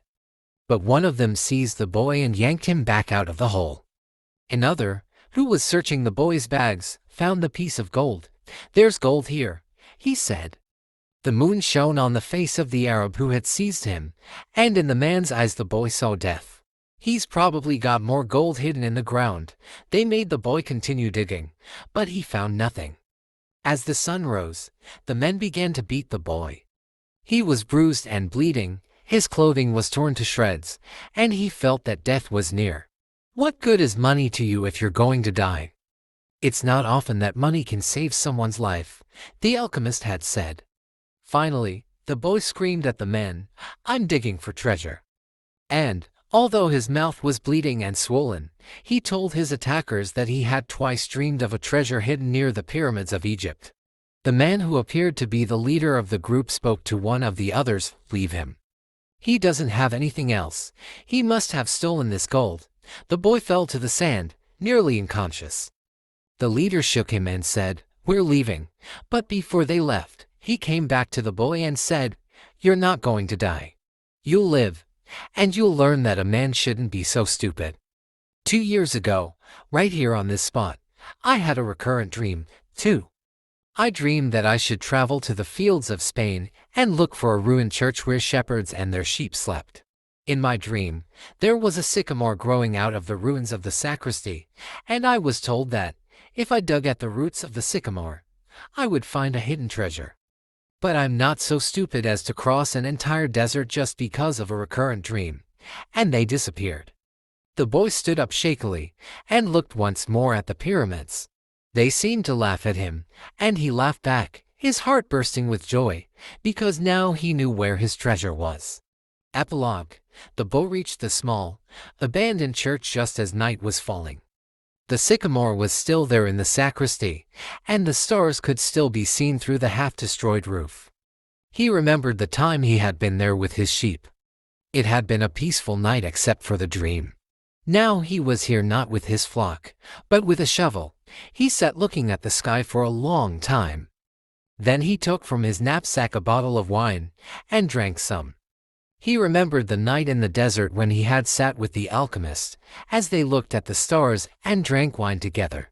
He thought of the many roads he had traveled, and of the strange way God had chosen to show him his treasure. If he hadn't believed in the significance of recurrent dreams, he would not have met the gypsy woman, the king, the thief, or well, it's a long list. But the path was written in the omens, and there was no way I could go wrong, he said to himself. He fell asleep, and when he awoke the sun was already high. He began to dig at the base of the sycamore. "You old sorcerer," the boy shouted up to the sky. "You knew the whole story. You even left a bit of gold at the monastery so I could get back to this church." The monk laughed when he saw me come back in tatters. "Couldn't you have saved me from that?" "No," he heard a voice on the wind say. "If I had told you, you wouldn't have seen the pyramids. They're beautiful, aren't they?" The boy smiled and continued digging. Half an hour later, his shovel hit something solid. An hour later, he had before him a chest of Spanish gold coins. There were also precious stones, gold masks adorned with red and white feathers, and stone statues embedded with jewels. The spoils of a conquest that the country had long ago forgotten, and that some conquistador had failed to tell his children about. The boy took out Urim and Thummim from his bag. He had used the two stones only once, one morning when he was at a marketplace. His life and his path had always provided him with enough omens. He placed Urim and Thummim in the chest. They were also a part of his new treasure, because they were a reminder of the old king, whom he would never see again. It's true, life really is generous to those who pursue their personal legend, the boy thought. Then he remembered that he had to get to Tarifa so he could give 1/10 of his treasure to the gypsy woman, as he had promised. Those gypsies are really smart, he thought. Maybe it was because they moved around so much. The wind began to blow again. It was the Levanter, the wind that came from Africa. It didn't bring with it the smell of the desert, nor the threat of Moorish invasion. Instead, it brought the scent of a perfume he knew well, and the touch of a kiss that came from far away, slowly, slowly, until it rested on his lips. The boy smiled. It was the first time she had done that. "I'm coming, Fatima," he said. About the author Paulo Coelho was born in Rio de Janeiro, Brazil, the city where he now lives. His own life has in many ways been as varied and unusual as the protagonists of his internationally acclaimed novels. Like them, Paulo Coelho has followed a dream and a quest for fulfillment. His own dream, to be a writer, met with frustration throughout much of his early adult life, a time in which he worked at various professions, some of them materially rewarding but spiritually unfulfilling. "I always knew," he says, "that my personal legend, to use a term from alchemy, was to write." He was 38 when he published his first book. In 1970, after deciding that law school was not for him, he traveled through much of South America, North Africa, Mexico, and Europe. Returning to Brazil after 2 years, he began a successful career as popular songwriter. In 1974, He was imprisoned for a short time by the military dictatorship then ruling in Brazil. In 1980, he experienced one of the defining moments of his life. He walked the 500-plus-mile road of Santiago de Compostela in northwestern Spain. On this ancient highway, used for centuries by pilgrims from France to get to the cathedral said to house the remains of St. James, he achieved a self-awareness and a spiritual awakening that he later described in the pilgrimage. Paulo Coelho once said that following your dream is like learning a foreign language. You will make mistakes, but you will get there in the end. In 1988, he published The Alchemist, a novel that explores this theme, and it launched him as an international best-selling author. Specifically, Paulo Coelho is recognized for his powerful storytelling technique and the profound spiritual insights he blends seamlessly into his parables. Since then, The Alchemist has sold more than 20 million copies worldwide and has been translated into some 56 languages. In addition to The Pilgrimage and The Alchemist, Paulo Coelho has written luminous novels about the different streams of our lives, including By the River Pedro I Sat Down and Wept, The Valkyries, The Fifth Mountain, and Veronica Decides to Die. A winner of numerous literary prizes, Paulo Coelho is also a prominent speaker for humanitarian causes. In 1999, he received a Crystal Award for Artistic Achievement at the Davos Economic Forum Conference.